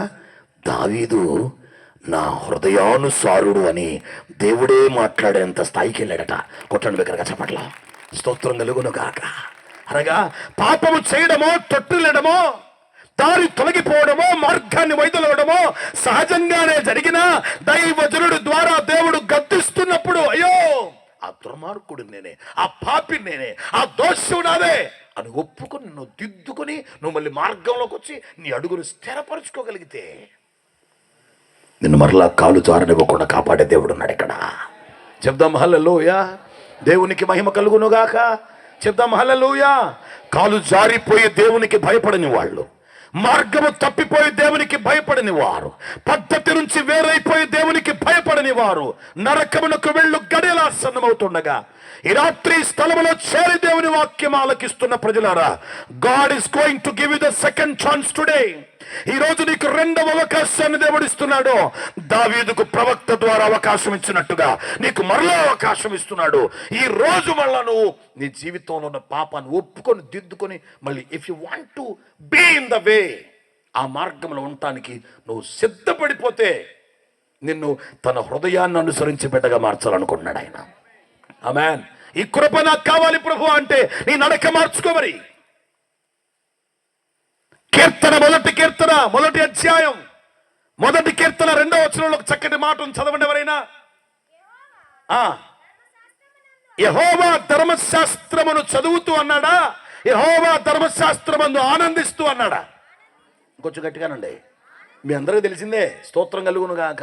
కొంతమంది బైబిల్ తెరవపోయారు కీర్తన గ్రంథం అనగానే, కీర్తన 1 అనేసరికి మూసేశారు, మనకు తెలిసిందేగా అని. యెహోవా ధర్మశాస్త్రమును చదువుతూ అన్నాడా, యెహోవా ధర్మశాస్త్రమును ఆనందించుచు అన్నాడా? కొంచెం గట్టిగా. ఈ ఫోన్ చూస్తే మనకు ఆనందం, అవునా కదా? మాట్లాడరే? ఫోన్ చూస్తే ఆనందమా కాదురా? ఆనందం. అందుకే పద్దాకు తెరుస్తాం, పద్దాకు చూస్తాం. ఫోన్ వచ్చిన కొత్తలో మా ఊర్లో ఇంటి బయట ఒసారా కట్టేస్తే కానీ వచ్చేది సిగ్నల్. స్తోత్రం కలుగును కాక. ఇంటి బయట గీతను కట్టేసినట్టు కొన్న రిలయన్స్ ఫోన్ ఒకటి తీసుకెళ్ళి ఇంటికాడు సూరికి ఎలాంటి తీస్తే టే అని వచ్చేది అక్కడ. అది వెంటనే ఎత్తేవాళ్ళం కాదు, ఎందుకని వస్తుందని ఊరందరూ తెలియదు కదా. పాప ఎత్తేలోపు కట్ అయిపోయేది. ఆడెవడో ఫోన్ మాయలు అబద్ధాలు ఆడటానికి ఫోన్ వచ్చిన రాపని చెవికాడ పెట్టుకున్నాడు. చెవికాడ పెట్టుకున్నాక మోగింది అది. స్తోత్రం కలుగును కాక. ఈజీగా అర్థమైపోయింది వాళ్ళకి. పద్దాక ఈ ఫోన్లో ఎందుకు తగలబడుతున్నావు? దీంట్లో మనకు ఆనందం ఉంది కాబట్టి. బైబిల్లో ఆనందించడం నీకు అలవాటైతే, వాక్య ధ్యానములో ఆనందించడం నీకు అలవాటైతే, వాక్య లోతు, వాక్య రుచి నీకు అర్థమైతే, అధిక సమయం దాంట్లో గడపగలిగితే నీ జీవితాన్నట నీటి కాలువల ఒడ్డున నాటిన ఒక మొక్క వలె నిత్యము పచ్చగా ఉంచబోతున్నాడట. నమ్మితే దగ్గరగా చప్పట్లు కొట్టండి. స్తోత్రం కలుగును గాక. When you are getting enjoyment, when you are reading the Holy Bible, దేవుని వాక్యాన్ని ధ్యానిస్తుండగా నీకు ఆనందం ఎప్పుడైతే కలుగుతుందో, నీ సంతోషాన్ని దేవుని వాక్యంలో నువ్వు ఎప్పుడైతే వెతుకుతున్నావో, నీ పరవశాన్ని దేవుని వాక్యంలో ఎప్పుడైతే నువ్వు వెతకగలుగుతున్నావో, నీ జీవితాన్నట ఓడిపోనివడట. ఆకులు రాలిపోయే మొక్కగా నిన్ను ఉంచడట, వేరు నాటబడిన మొక్కగా నిన్ను ఉంచబోతున్నాడట. ఎందుకు స్థిరపడలేకపోతున్నావు? చదవండి. యెహోవా ధర్మశాస్త్రమందు ఆనందించుచు. దివారాత్రం అంటే డే అండ్ నైట్. దానిని ధ్యానించువాడు ధన్యుడు. అతడు నీటి కాలువల యోరను నాటబడిన వాడై ఆకు వాడక తన కాలమందు ఫలించేవాళ్ళగా ఉంటాడట. స్తోత్రం కలుగును గాక. ఇంకొంచెం గట్టిగా చెప్పండి. ఆకు వాడదు అనండి, వేరు తెగదు అనండి, ఫలములు రాలిపోవు అనండి. ఎంత కృప! వేరు తెగని మొక్క స్థిరమైనది, ఆకు వాడని మొక్క సమృద్ధి కలిగినది, తన కాలమందు ఫలములిచ్చు మొక్క ఆశీర్వదించబడినది. ఆమేన్. ఈ స్థిరత్వానికి, ఆ సమృద్ధికి, ఆ ఫలింపుకు కారణం దేవుని వాక్యమే. దేవుని వాక్యములో ఆనందించగలిగిన వాడు దేవుని వాక్యాన్ని చదవకుండా ఉండలేడు. దేవుని వాక్యమును ఆనందించగలిగిన వాడు he cannot spend a single day without reading the Holy Bible. Why these fellows, why these people are spending their time without giving time to the reading of Holy Bible? Why? They are not getting enjoyment in the Bible. లేకుండా పోయింది ఈ రోజుల్లో. అందుకోసం నేను చెప్తున్నాను, మీరు పచ్చగా ఎదిగే కుటుంబాలు కావాలంటే ప్రతిరోజు దేవుని వాక్యంలో ఆనందించాలి. మీరు నమ్మిన ఆమేన్ చెప్పండి. తల్లులైన వారులారా, తండ్రులైన వారులారా, మీ పిల్లలు ఎదిగిన మొక్కల్లాగా పచ్చగా ఉండాలంటే వాళ్ళకి వాక్యంతో గడపటం నేర్పండి, వాక్యములో బ్రతకటం నేర్పండి, వాక్యములో నడవటం నేర్పండి, వాక్యానుసారంగా జీవించటం నేర్పండి. ఆమేన్ చెప్దాం. హల్లెలూయా అనండి. యోసేపు ఫలించడి కొమ్మ అనండి. ఇంకొంచెం గట్టిగా. ఫలించడి చెట్లు ఉంటాయి కానీ ఫలించడి కొమ్మలేంటి? చెట్టు ఒకటే, దానికి చాలా కొమ్మలు ఉన్నాయి, అన్ని కొమ్మల మీద ఫలం లేదట, ఈ కొమ్మ ఒకటే ఫలించిందట.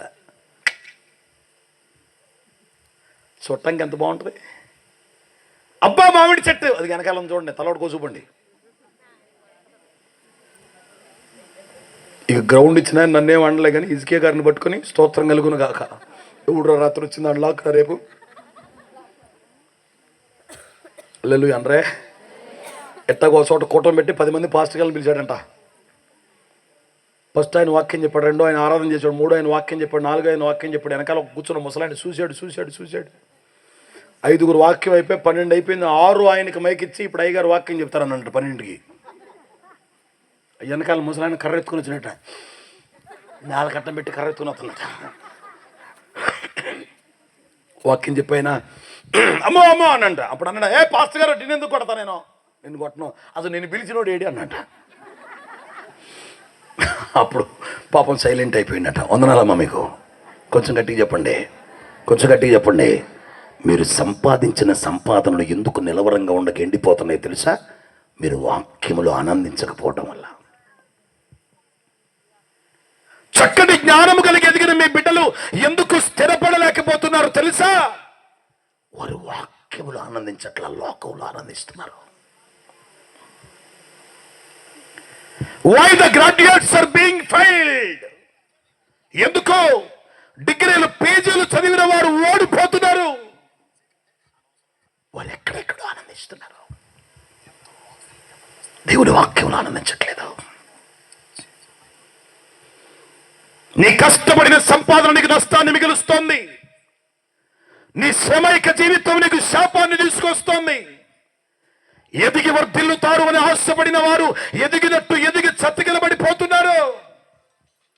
కారణం, చేతిలో గ్రంథం ఉంది, జీవితంలో వాక్యం లేదు. చేతిలో బైబిల్ ఉంది, బ్రతుకులో బైబిల్ లేదు. బోధలో వాక్యం ఉంది, బ్రతుకులో బైబిల్ లేదు. నడకలు స్థిరపడలేదు, కాలు జారిపోయారు, త్రోవ తప్పిపోయారు, క్రమం రాహిత్యమైపోయారు. ఎలా ఉండాలో తెలుసుగాని అలా ఉండలేకపోతున్నారు. ఎలా చెయ్యాలో తెలుసుగాని అలా చేయలేకపోతున్నారు. ఎట్లా బ్రతకాలో చెప్తుంది వాక్యం, కానీ అట్లా బ్రతకలేకపోతున్నారు. కారణం ఏంటంటే చెప్తున్న దాన్ని వినటమే తప్ప మళ్ళీ వాక్యం చదవడం లేకుండా పోయింది. ఈ రాత్రి స్థలమందు చేరిన ప్రతి వారితో ఓ దైవజనుడిగా దైవాత్మతో చెప్పుచున్న మాట ఒక్కటే, మీ వేరు స్థిరపరచబడాలి. ఆమేన్. మీరు పచ్చగా పచ్చగా సమృద్ధి పొందిన వారు కావాలి, మీరు ఫలించువారు కావాలి అంటే మీ ఇంట్లో, మీ జీవితంలో, మీ చదువులో, మీ అడుగులో, మీ వ్యాపారంలో, మీ వ్యవసాయంలో వాక్య సంబంధమైన మార్గం ఉండాలి. దానిలో మీరు స్థిరపడాలి. మరెన్నడూ జారిపోని కృప మీరు పొందుతురుగాక యేసునామములో. ఇలా సరి చేసుకొని చూడు. జారిన చోటు నుంచి పైకెక్కి చూడు. తొలగిపోయిన చోటు నుంచి క్రమంలోకి వచ్చి చూడు. దేవుడు ఇలా ఆశీర్వదిస్తాడో చూడు, ఎలా ఆశీర్వదిస్తాడో చూడు. What is the problem with the Christians? They know how to behave, but they will not do. ఎలా బ్రతకాలి అలా బ్రతకకుండా అవసరం రాగానే ప్రార్థన చేస్తున్నారు. ఎలా చేయాలో అలా చేయకుండా ఉపవాసం ఉంటున్నారు. ఏం మార్చుకోవాలో అది మార్చుకోకుండా కన్నీళ్లు కారుస్తున్నారు.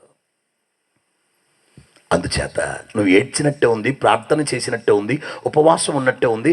నీ ఏడుపు, నీ ప్రార్థన, నీ ఉపవాసం దేవుడు చూడాలంటే నీ బ్రతుకులో మార్పు ఉండాలి. బ్రతుకులో మార్పు రైలు ఇంజన్ లాంటిది. దానికి ప్రార్థన ఒక భోగి, ఉపవాసం ఒక భోగి, కన్నీరు ఒక భోగి, పాట ఒక భోగి, ఆరాధన ఒక భోగి, ప్రసంగం ఒక భోగి. ఈ భోగిలన్నీ గమ్యానికి చేరాలంటే మార్పు అనే ఇంజన్ నీ జీవితంలో ఉండాలి. ఇది ఉంటే ఓవరాల్ ట్రైన్ అంతా గమ్యానికి చేరుతుంది. నమ్మినోడికి నమ్మినంత, అర్థమైనోడికి అర్థమైనంత. హల్లెలూయా అనండి గట్టిగా, హల్లెలూయా. బా, మంచి రైలు వచ్చింది, కానీ దానికి ఇంజన్ తగిలిలా యాడికి పోద్ది? మంచి రైలు, వందే భారత్, ఇంజన్ పాడైపోయింది. ఇక నువ్వు జన్నకన్న మన్నా దినాయక్ అని పాడుకొని కూర్చోవటమే కాడ. నువ్వు ఎక్కావు, సీట్లో కూర్చున్నావు, నీ సీటే, నువ్వు డబ్బులు పెట్టిందే, full super compartment, AC compartment. Engine start అయితేనే ఏసీ వస్తుంది. నా భోగి నాకుంది కదా, నీ భోగి నీకుంది, ఎవడు భోగి ఆడుకుంది, ఇంజనే లేదు. నేను చెప్తున్నాను, నీలో ప్రార్థన లేదని నేను అంట్లా ఉంది, బేసిక్గా ఉంది. నువ్వు ఆరాధన చేయట్లేదంట్లా. అసలు మైక్ వదిలిపెడితే ఇందాక మా ముగ్గురు పాస్టర్ గారి కంటే గొప్పగా పాడతావు.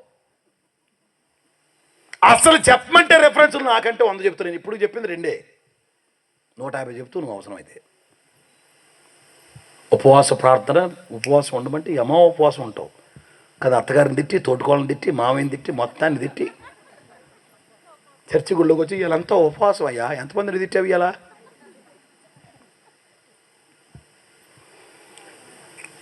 ఎన్ని భోగీలు ఎంత పర్ఫెక్ట్గా ఉన్నా ఇంజిన్ లేకపోతే ట్రైన్ ఎట్ట కదలదో, ఎన్ని లక్షణాలు అద్భుతంగా ఉన్నా మార్పు లేకపోతే సుఖం లేదు. అందుకనే యేసు వెంట తిరుగుతున్న 100 మంది యేసు సిలువకెక్కాక ఒక్కడు లేడే. ఏసమ్మట రాసుకొని పూసుకొని తిరుగుతున్నారు. ఆడెవడో ఊర్లో పెద్ద ఆయన, పాపిస్తోడు, ధనవంతుడు, అరాచకవాది, గవర్నమెంట్ సొమ్మంతా తినేవాడు, పనులన్నీ కట్టించుకునేవాడు. మా సొమ్మంతా లాగేస్తాడు. చూడు ఎట్ట బలిచాడు జక్కయ్య. యేసు వస్తున్నాడని తెలిసి పరిగెత్తుకొని చెట్టు ఎక్కాడక్కలేదా? నువ్వు కుర్చీ లేకపోతే నిజంగా కుటంలో కూర్చొని సావు. నువ్వు పద్దాకు వచ్చేవాళ్ళతో సమస్య ఇది. ఏ రోజు రానాడు కోటానికి వస్తే ఏదో విధంగా వినాలనుకుంటాడు. పద్దాకు వచ్చేవాడు వాళ్ళ ఇంటికి కోటాన్ని పిలిచారు. నన్ను పట్టించుకున్నారు. నన్ను ఏం పట్టించుకోవాలి? నిన్ను ప్రొక్లైన్ తీసుకురావాలి. నీకోసం ఏమన్నా పట్టించుకోవటానికి, ఎత్తు అవతల పడటానికి. అసలు ఎందుకు పిలవాలా పట్టించుకోని కాడికి? అది ఈ పంచాయతీ ఓడి తిరిగితేగా మళ్ళీ ఎలక్షన్ పెట్టాలి. ఏసు రక్తం చేయం. వందనాలమ్మా మీకే వందనాలు. హల్లెలూయా. కొంచెం గట్టిగా చెప్పండి. అరే పద్దాకు పక్కనే తిరిగోడు యేసును అర్థం చేసుకోవట్లే. ఎప్పటి నుంచో వింటున్నవాడు. అసలు ఎవరైనా పద్దాక ఆయన గురించే మాట్లాడుతున్నాడు. నా దగ్గరకు వచ్చేవాడు కూడా ఆయన గురించే మాట్లాడుతున్నాడు. నేను అప్పించినోడు కూడా ఆయన గురించే మాట్లాడుతున్నాడు. ఎవరైనా అసలు అని చెప్పేసి ఊరు బయటికి పరిగెత్తుకుని చెట్టెక్కి ఆయన వచ్చిందా కూర్చున్నాడట. స్తోత్రం కలుగునుగా. చెట్టు అక్కడ లుంగి కట్టుకున్నాడు ఉన్నారా? పంచ కట్టుకున్నాడు కాదు, ట్యాక్స్ కలెక్టరు, మంచి ఉద్యోగస్తుడు. ఇప్పుడు సరే ఎవరి దాకా ఎదురు నేనే ఉన్న తెల్ల షర్ట్ వేసుకొని తెల్ల ప్యాంట్ వేసుకొని వాక్యం చెప్పడానికి వచ్చి నన్ను తొందర పిలవలేదని నేను నా షర్ట్ ఎక్కి కూర్చున్నాను అనుకో. మీకు ఏమనిపించింది? మెంట్లోని పట్టుకొచ్చారు 3వ రోజు అనిపించిందా? మరి ఉద్యోగము కలిగిన వాడు, ఆస్తి కలిగిన వాడు, కాస్తో కుస్తో పేరు కలిగిన వాడు, ఐశ్వర్యము కలిగిన వాడు ఎక్కడ పడితే అక్కడ ఉండక మిద్దె మీద ఉండేవాడు ఇప్పుడు ఎక్కడున్నాడు? మాట్లాడలా, చెట్టు మీద. ఆ వస్తుంటే ఆయన చూద్దామని కూర్చున్నాడు. ఆయన యేసుప్రభు రానే వచ్చాడు ఆడికి. స్తోత్రం కలుగును గాక. పద్దాక ఎంబటి తిరిగి ఊడింటికి పోలా, స్తోత్రం కలుగును గాక. ఒకసారి చెట్టు ఎక్కినోడు ఇంటికి పోయాడు, నేరుగా ఆడికి వెళ్ళిపోయాడు. పైకి చూసాడు, జక్కయ్యా, నా పేరు కూడా తెలిసిపోయింది. స్తోత్రం, హల్లెలూయా. ఇదిగో ఆ ఎర్ర చీర ఇట్ట పిలవలా యేసుప్రభు, స్తోత్రం కలుగును గాక. డైరెక్ట్ పేరు. వందనాలమ్మ మీకు, వందనాలు మీకు. చెప్పండి, ఇట్లాంటి చోటకి వెళ్ళిపోతారు మీరు. ఇదిగో మీ ఇంటి ముందు కొబ్బరి చెట్టు ఉంది కదా, దానికి 3 కొబ్బరికాయలు ఉన్నాయి కదా, నువ్వే నిన్ను పిలుస్తున్నాడు దేవుడు. కొబ్బరికాయను కొబ్బరి చెట్టును కూడా చూపించినోడు నిన్ను చూపించండి. నమ్మేవాళ్ళు ఉన్నంతకాలం ఈ దరిద్రం బోధ క్రైస్తవ్యానికి. వందనాలు అమ్మ మీకు. హలో, మీకే వందనాలు. చిట్టుకుని అలాంటి వాళ్ళు పేర్లు పిలుస్తున్నాడంటే అని అంటే అసలు అప్పుడుదా కష్టపడిన అయ్యగారిని వదిలిపెట్టి మొత్తం ఆడే నా పేరు పిలువ. ప్రార్థన ఏంటి తెలుసా? ఆ రోజున నా పేరు పిలవాలయ్యా, నా పేరు పిలవాలయ్యా. ఇదే ఆ ప్రార్థన. ఇప్పుడు నా పేరు జీవగ్రంథంలో రాయాలని ఏడి చచ్చిపట్ట. నువ్వు వచ్చేటప్పుడే గుమ్మలో ఒకడు అడుగుతాడు, ఏ ఊరమ్మని ఇది, ఏ పేరు, నీ పేరు, ఎందుకు వచ్చావు, ఎక్కడి నుంచి దెబ్బకు పిలిచి వస్తుంది అక్కడి నుంచి. వందనాలు సార్ మీకు. జక్కయ్య దిగు అన్నాడు. అని ఏమన్నాడు తెలుసా? నేడు నేను నీ ఇంట ఉండవలసి ఉన్నది. జక్కయ్య త్వరగా దిగాడనుంది. తొందర దిగటానికి పద్దాక కళ్ళుతాళ్ళు ఎక్కేవాడు ఆయన. ఏమన్నా నేను అనుకున్న జారుంటే పొట్టంతా కొట్టుకుపోయి ఉంటుంది. స్తోత్రం కలుగును కాక. నన్నే పిలిచాడే కనుకొని పాపం జర్రును ఒక జారుంటే పొట్టంతా సైబాలు రాసి ఉంటారు తర్వాత ఇంటికి లేక. నేను అక్కడ రాసుకున్న నా బైబిల్లో జక్కయ్య యేసయ్యను చూడాలనుకుంటే జక్కయ్య ఇంట్లో యేసయ్య ఉండాలనుకున్నాడు. స్తోత్రం కలుగును గాక. యేసును అలా చూడాలనుకున్నవాడు ఎవడో ఆ ఇంట్లో యేసు ఉండాలనుకుంటున్నాడు ఈ రాత్రి. ఆయన ఉంటే అద్భుతమైన మార్పు జరుగును గాక. ఆమేనండ్రే, కొంచెం గట్టిగానండి. ఇప్పుడు జక్కయ్యతో యేసయ్య, యేసయ్యతో జక్కయ్య అనండి.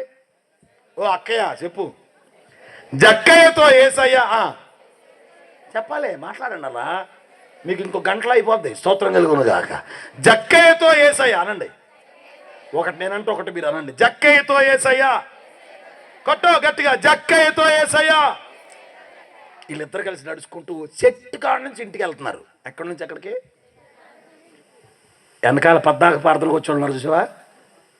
వాళ్ళు ఏమనుకున్నారు తెలుసా? పేతురు మీ ఇంటికి వచ్చాడు ఎప్పుడన్నా? రాలేదు. యోహాను మీ ఇంటికి అస్సలు రాలా. యారా యోధా రాలా. ఈయన పాపాత్ముడు ఇంటికి వెళ్తానేంట్రా అని వెళ్ళాడు. వీళ్ళిద్దరు ఎంత కలిసిపోయారంటే యేసయ్య జక్కయ్య ఎవరిని పట్టించుకోవట్లే వెనకాల. స్తోత్రం కలుగును గాక. పద్దాక తిరుగుడే చనుగుతుండే వెనకాల. కొత్తగా వచ్చినోడే నమ్ముతుండే యేసుప్రభుని.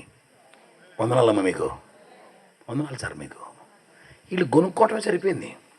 వీళ్ళు ఏం మాట్లాడారో చెట్టు దగ్గర నుంచి ఇంటి దగ్గరికి వెళ్ళేసరికి యేసయ్య గృహప్రవేశం కాదు, జక్కయ్య గుండె ప్రవేశం జరిగిపోయిందట. కొట్ట దగ్గరగా చెప్పటం. స్తోత్రం కలుగును గాక. గృహప్రవేశం కాదు, గుండె ప్రవేశమే. అడుగు పెట్టడమే. జక్కయ్య అన్నాడు, అయ్యో నా ఆస్తిలో సగమమ్మి. ఏమన్నా మనమైతే ఏమంటాం? అయ్యా వచ్చే వారం ప్రార్థన వస్తా. మనమైతే ఇక ఖచ్చితంగా కంటిన్యూగా వస్తా వచ్చే వారం నుంచి. మనం ప్రార్థనకి రావడం, ఆరాధన చేయడం, కానుకలివ్వడం వీటి మీద దృష్టి పెడతాం కానీ మార్పునొదటాన్ని మీద దృష్టి పెట్టట్లే.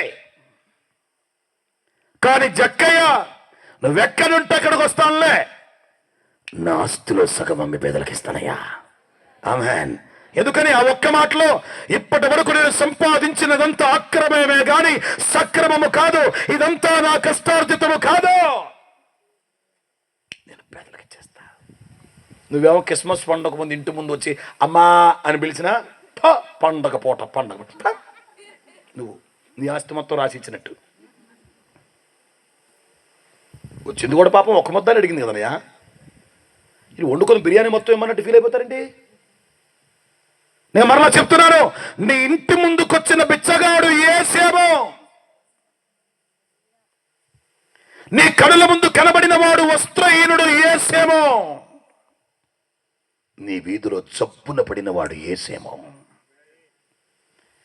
ఈరోజు మన మార్పు బట్టల మార్పుకే పరిమితం అవుతుంది, కానీ జక్కయ్య మార్పు బ్రతుకు మార్పుగా మారిపోయిందట. స్తోత్రం కలుగునగాక.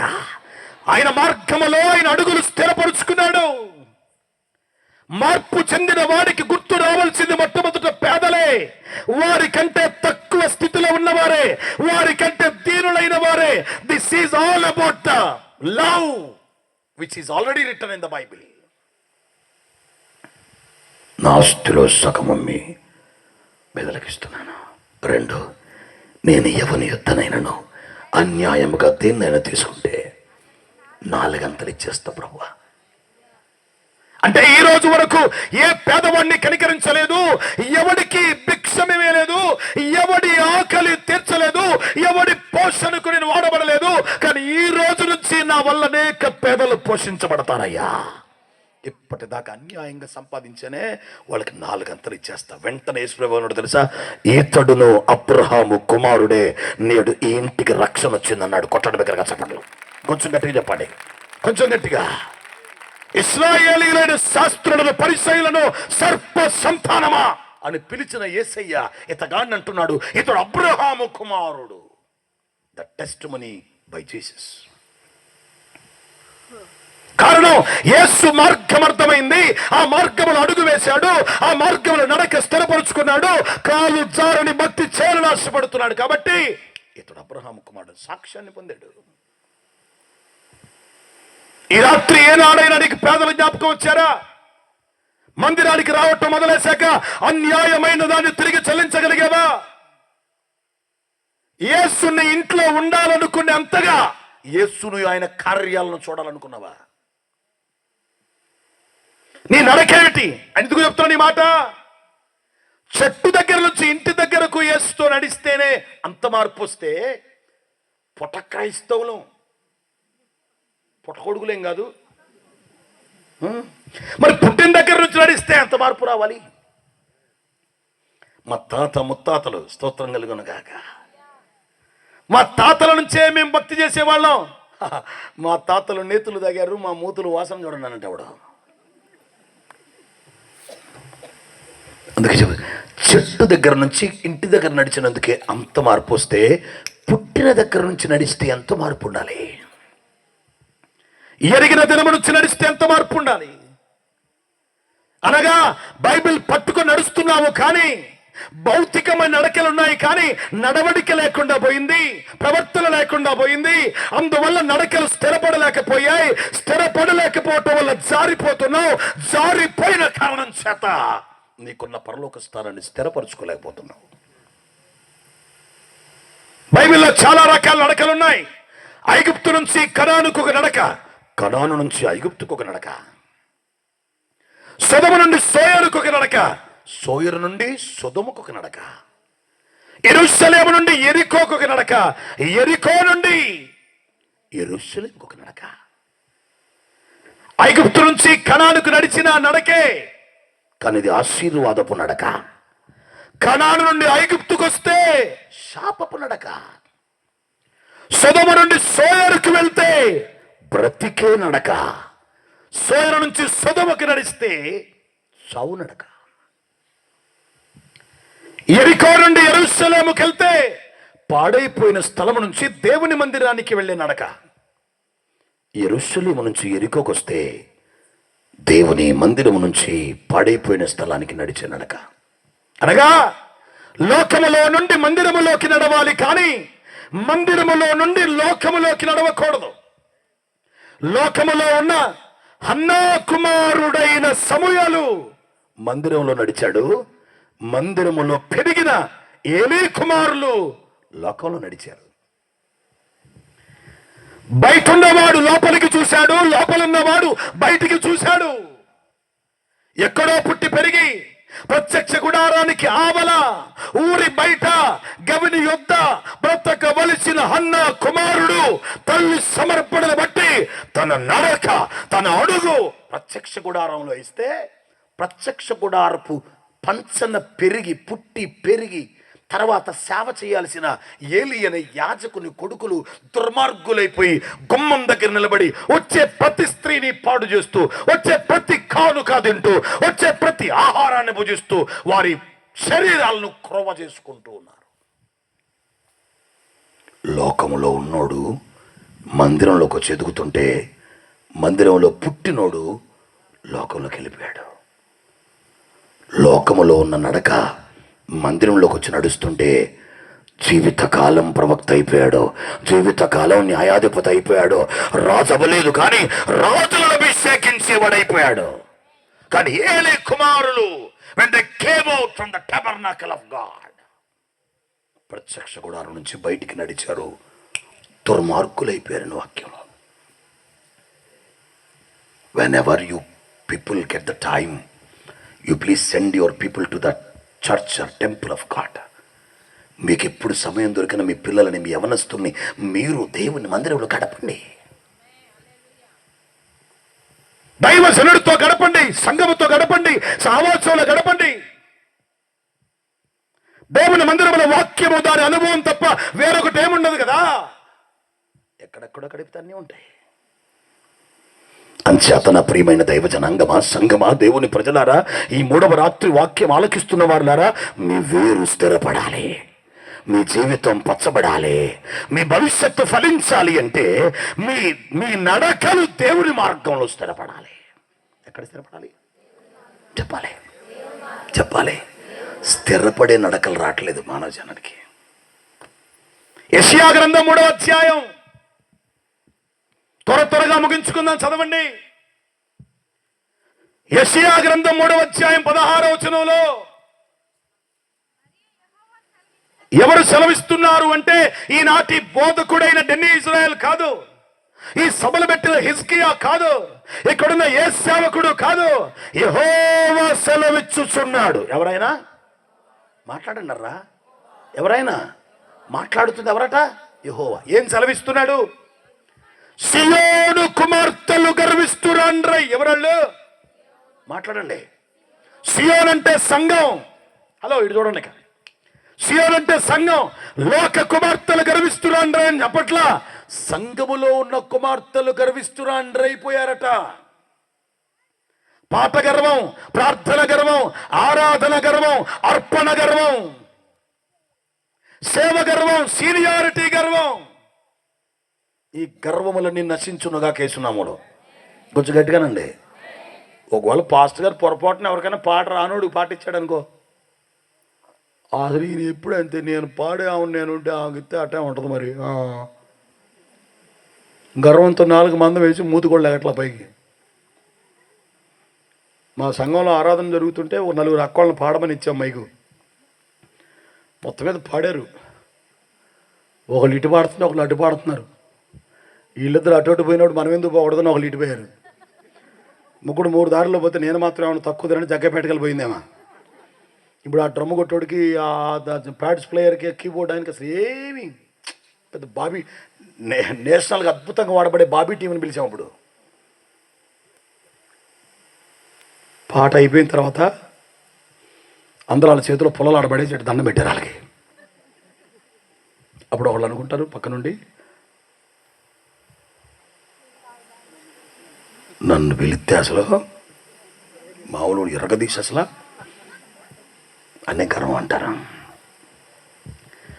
సియోను కుమార్తెలు గర్విస్తురాండ్రై అనండి, కొంచెం గట్టిగానండి. సియోను కుమార్తెలు అంటే ఎవరండి?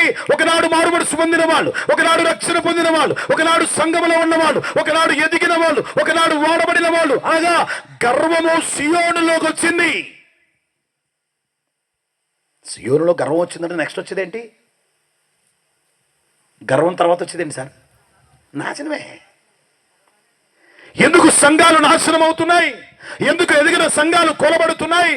ఎందుకు వర్ధిల్లిన సంఘాల ఆత్మీయత పోయింది అంటే సీయోను కుమార్తెలు గర్విస్తురాండ్రైనట్టుగా అక్కడున్న వారిలో గర్వం వచ్చింది. చదువు బిడ్డ.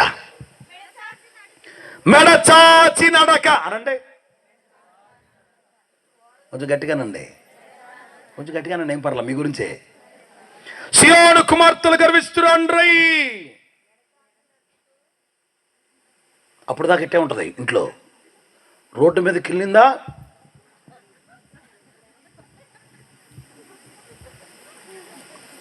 ఏమైందిరా? అడదాకా వెళ్ళేసరికి అయస్కాంతం ఏమో లాగిందా పైకి? మెడ చాచి నడక అనండి, కొంచెం గట్టిగానండి. మెడ సాగల, మెడ సాపారు. సాగటం వేరు, సాగటం అంటే దానంతట అది సాగిద్ది జబ్బు చేసి.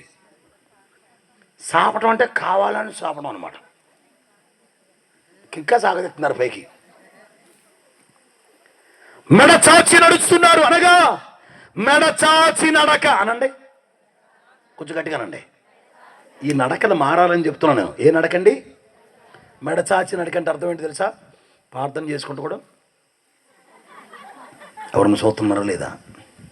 గర్వం. వారు పాడిన పాట, వారు చేసిన ప్రార్థన. ఇంకో మాట చెప్పనా? ఫ్యాన్కి 3 రెక్కలు ఉంటాయి, దాని మీద 6 పేర్లు ఉంటాయి. యేసు రక్తం చేయం. ఎన్ని రెక్కలండి ఫ్యాన్కి? 3. ఇచ్చినోడి పేరు, వాళ్ళ ఆవిడ పేరు, పిల్లోడి పేరు. ఇప్పుడు 6 లెక్కల ఫ్యాన్లు వచ్చినాయి. స్తోత్రం కలుగునుగాక. సంఘానికి అంది సావలేదు అనుకుంటే ఇంకా దెబ్బకి 3వ తరం కూడా రాసి పడేస్తారు. లేకపోతే నేను అంటాను, ఫ్యాన్ రెక్కల మీద పేరు రాసినోడా తిరగాలనుకుంటాడా, ఆగాలనుకుంటాడా?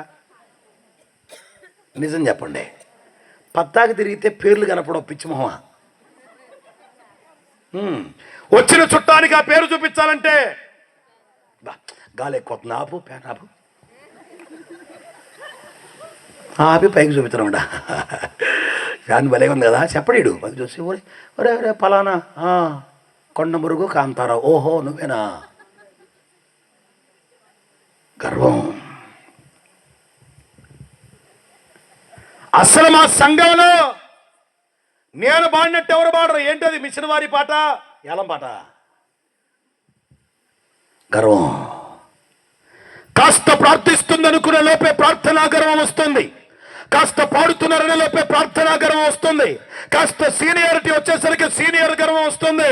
కాస్త సేవకుడికి ఉపయోగపడితే నేను లేకపోతే ఈ సేవకుడే లేడు అనే గర్వం వస్తుంది. ఇది ఈరోజు కొత్తగా నాకు వచ్చిన ప్రత్యక్షత ఏం కాదు. ఈరోజు కొత్తగా నేను కనిపెట్టిందేం కాదు. ఆనాడే యెషయా చెప్తున్నాడు, సీయోను కుమార్తెలు అనగా సంఘములో ఉన్న బిడ్డలు ఎందుకు పాడైపోతున్నారు అంటే వారి నడకలు మారిపోయాయి.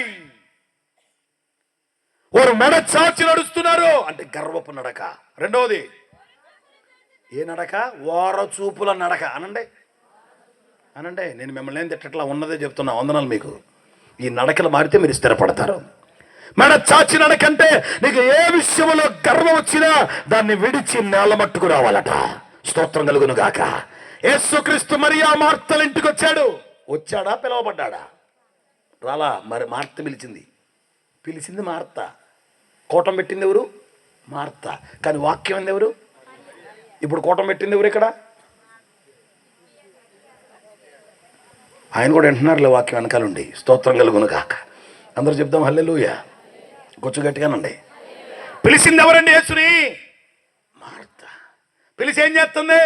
అప్పడాలు, నేతిగారే, చిల్లిగారే, హల్లెలూయా, జీడిపప్పు ఉప్మా, ఇంకేమైనా కొత్తవి ఉంటే ఫ్రూట్ సలాడ్ అన్నీ తయారు చేస్తున్నాయి యేసు ప్రభుకే. కానీ మరి ఏం చేసింది తెలుసా? యేసయ్య రాగానే ఆయన పాదాల దగ్గర కూర్చుందట. కొట్టు దగ్గర చప్పట్లో. క్రైస్తవుడి స్థలం ఏంటో తెలుసా? యేసుక్రీస్తు పాదాలు. శాంతం కూర్చున్నాడు. మీరు ఎప్పుడైనా చూడండి, కృతజ్ఞత కూటం పెట్టిన వాళ్ళు పొరపాటున వాక్యం రావు. మనం అందరూ వెళ్ళినొత్తం వాక్యం. స్తోత్రం కలుగురు కాక. కూటం పెట్టి వాళ్ళు అప్పులు పాలవుతారు, కూటానికి వచ్చిన వాళ్ళంతా ఆశీర్వదించబడతారు. కారణం ఏమిటి? వాళ్ళు మార్త మామూలుగా ఇట్లా అయ్యగారికి ఏమంట, అమ్మగారికి ఏమంట, వచ్చిన వాళ్ళకి ఏమంట, చుట్టాలకి ఏమంట, నీకు మిగిలింది తంట. వచ్చి అంటది మార్త, అయ్యా నీకు చింత లేదా? ఎవరికే? నీ కోపం వస్తే ఎవరి మీద రావాలి? ఊరు ఎంత అమాయకంగా ఉన్నారంటారు మీరు? చెప్పండి. నువ్వు చేసే పనికి సహకారం మరీ చేయట్లా, నీ కోపం వస్తే ఎవరి మీద రావాలి? ఎవరి మీద? కానీ మార్తకి ఎవరి మీద వచ్చింది కోపం? దానికంటే ఎట్టకు బుద్ధి లేదు. నీకైనా చింత లేదా? అది వచ్చి కూర్చుంటే నువ్వు అన్న పంపించొద్దా? అది వచ్చి కూర్చుంటే నువ్వు అన్న వెళ్ళమని చెప్పొద్దా? చింత లేకుండా ఓ చెప్పేస్తున్నావు వాక్యం. ఎవరిని? ఓ నీ దరిద్రం పడుగాను, స్తోత్రం కలుగును గాక. దాని అర్థం చూడు. యేసు నీకు చింత లేదా? నేనేం చేశానమ్మా? నువ్వు చేయటువంటి అది వచ్చి కూర్చుని నువ్వేం చెప్పాలా? మార్తొకతే కష్టపడుతున్నది, వెళ్ళుము, కూటము తర్వాత పెట్టుకుందాం అని చెప్పాలి కదా. నీకు చింత లేదా అంటే యేసుప్రభు అన్న మాట ఏంటి తెలుసా? ఉత్తమమైనదే మరియు కోరుకుందన్నాడు. స్తోత్రం కలుగును గాక. అవసరమైనదే మరియు కోరుకుందన్నాడు. అంటే అర్థం ఏంటి? అవన్నీ అనవసరం, ఇది అవసరం అన్నాడు దెబ్బకి. దీని వలన దీని పర్యవసానం ఏమైందో తెలుసా? వారి సహోదరుడైన లాజరు చనిపోయినప్పుడు యేసుక్రీస్తు వచ్చి ఊరు బయట నిలబడ్డాడని తెలిస్తే అందరికంటే ముందేలేదు మార్త. ముందు అంటుంది, నువ్వు ఎక్కడుంటే అసలు నా తమ్ముడు చచ్చిపోయాడు కదండి. మార్త. ఏ మార్త? పని పెట్టుకున్న మార్త. యేసు అన్నాడు, నా యందు విశ్వాసం ఉన్నవాడు చనిపోయినా బ్రతుకుతాడు, బ్రతికి నా యందు విశ్వాసం ఉంచేవాడు చనిపోడు. ఇది అర్థమైందా మీకు?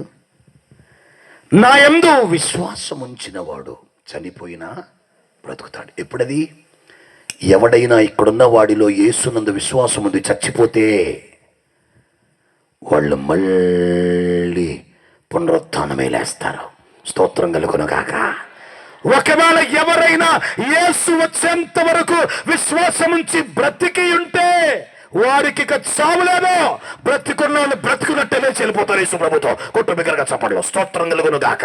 ఈ ఒక్క మాటలో రాకడక ముందు చచ్చిపోయిన వాళ్ళు, రాకడ వరకు బ్రతికిన వాళ్ళు రెండింటి గురించి రాశాడు ఆయన. రాకడ కంటే ముందే విశ్వాసం చచ్చిపోతే వాళ్ళు బతుకుతారు. ఒకవేళ ఆ రోజు వరకు విశ్వాసం కలిగి ఎవడైతే బతుకుంటాడో ఆడికి చచ్చిపోడు అన్నాడు. మాకు తెలుసులే పునరుత్థానంలో లేస్తాడు అంది. అప్పుడు మా యేసుప్రభు ఏమన్నాడు తెలుసా? ఈ మాట్లాడుతూ ఉంది పద్దాక మారతా. యేసుప్రభు అన్నాడు, మరియను పిలుచుకురా అన్నాడు. దాని అర్థం ఏంటి? నువ్వు నోరు మూసుకో అని.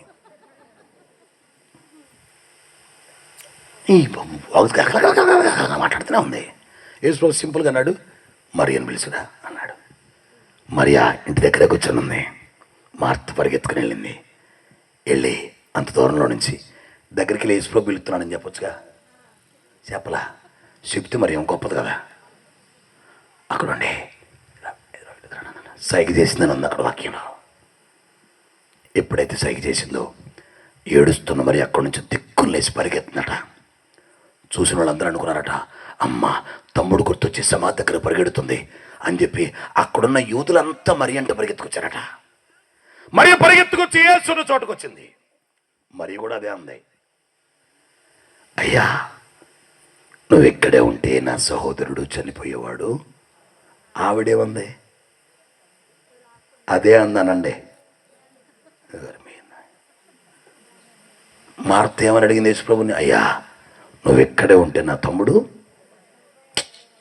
మాట్లాడండి, చనిపోయేవాడు కాడు. అచ్చం తిరణాల బ్యాచ్ ఉన్నట్టున్నారు. స్తోత్రం కలుగును గాక. అయ్యా నువ్వు ఇక్కడే ఉంటే నా సహోదరుడు చనిపోయేవాడు కాదు అంది మార్త. ఇప్పుడు వచ్చిన మరియ కూడా అదే అంది, అయ్యా నువ్వు ఇక్కడే ఉంటే నా సహోదరుడు చనిపోయేవాడు. ఇద్దరు ఒకే ప్రార్థన చేశారు. The same prayer both of them did in front of Jesus. యేసు క్రీస్తు ఎదుట ఇద్దరు చేసిన ప్రార్థన ఒకటే. కానీ మార్త చేస్తుంటే నువ్వు వెళ్ళామని పిలుచుకురా అన్నాడు. మరీ చేస్తుంటే యేసు ప్రభు కన్నీళ్లు విడిస్తున్నాడు. మరీ చేస్తుంటే యేసు ఏడుస్తున్నాడు. మరీ మాట్లాడుతుంటే యేసు కలవరపడుతున్నాడు. మార్తేమడిగిందో మరి అదే అడిగింది. మార్త అడుగుతుంటే యేసు జవాబిచ్చాడు. మరి అడుగుతుంటే యేసు ఏడుస్తున్నాడు.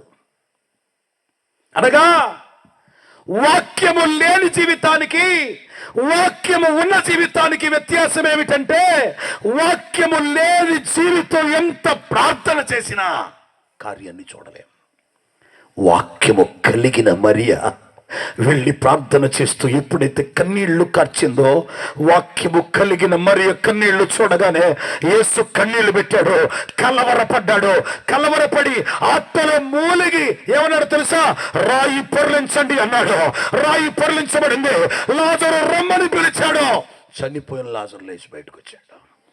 For the prayer of Mary. ఇది కేవలం మరియ కన్నీటి ప్రార్థన.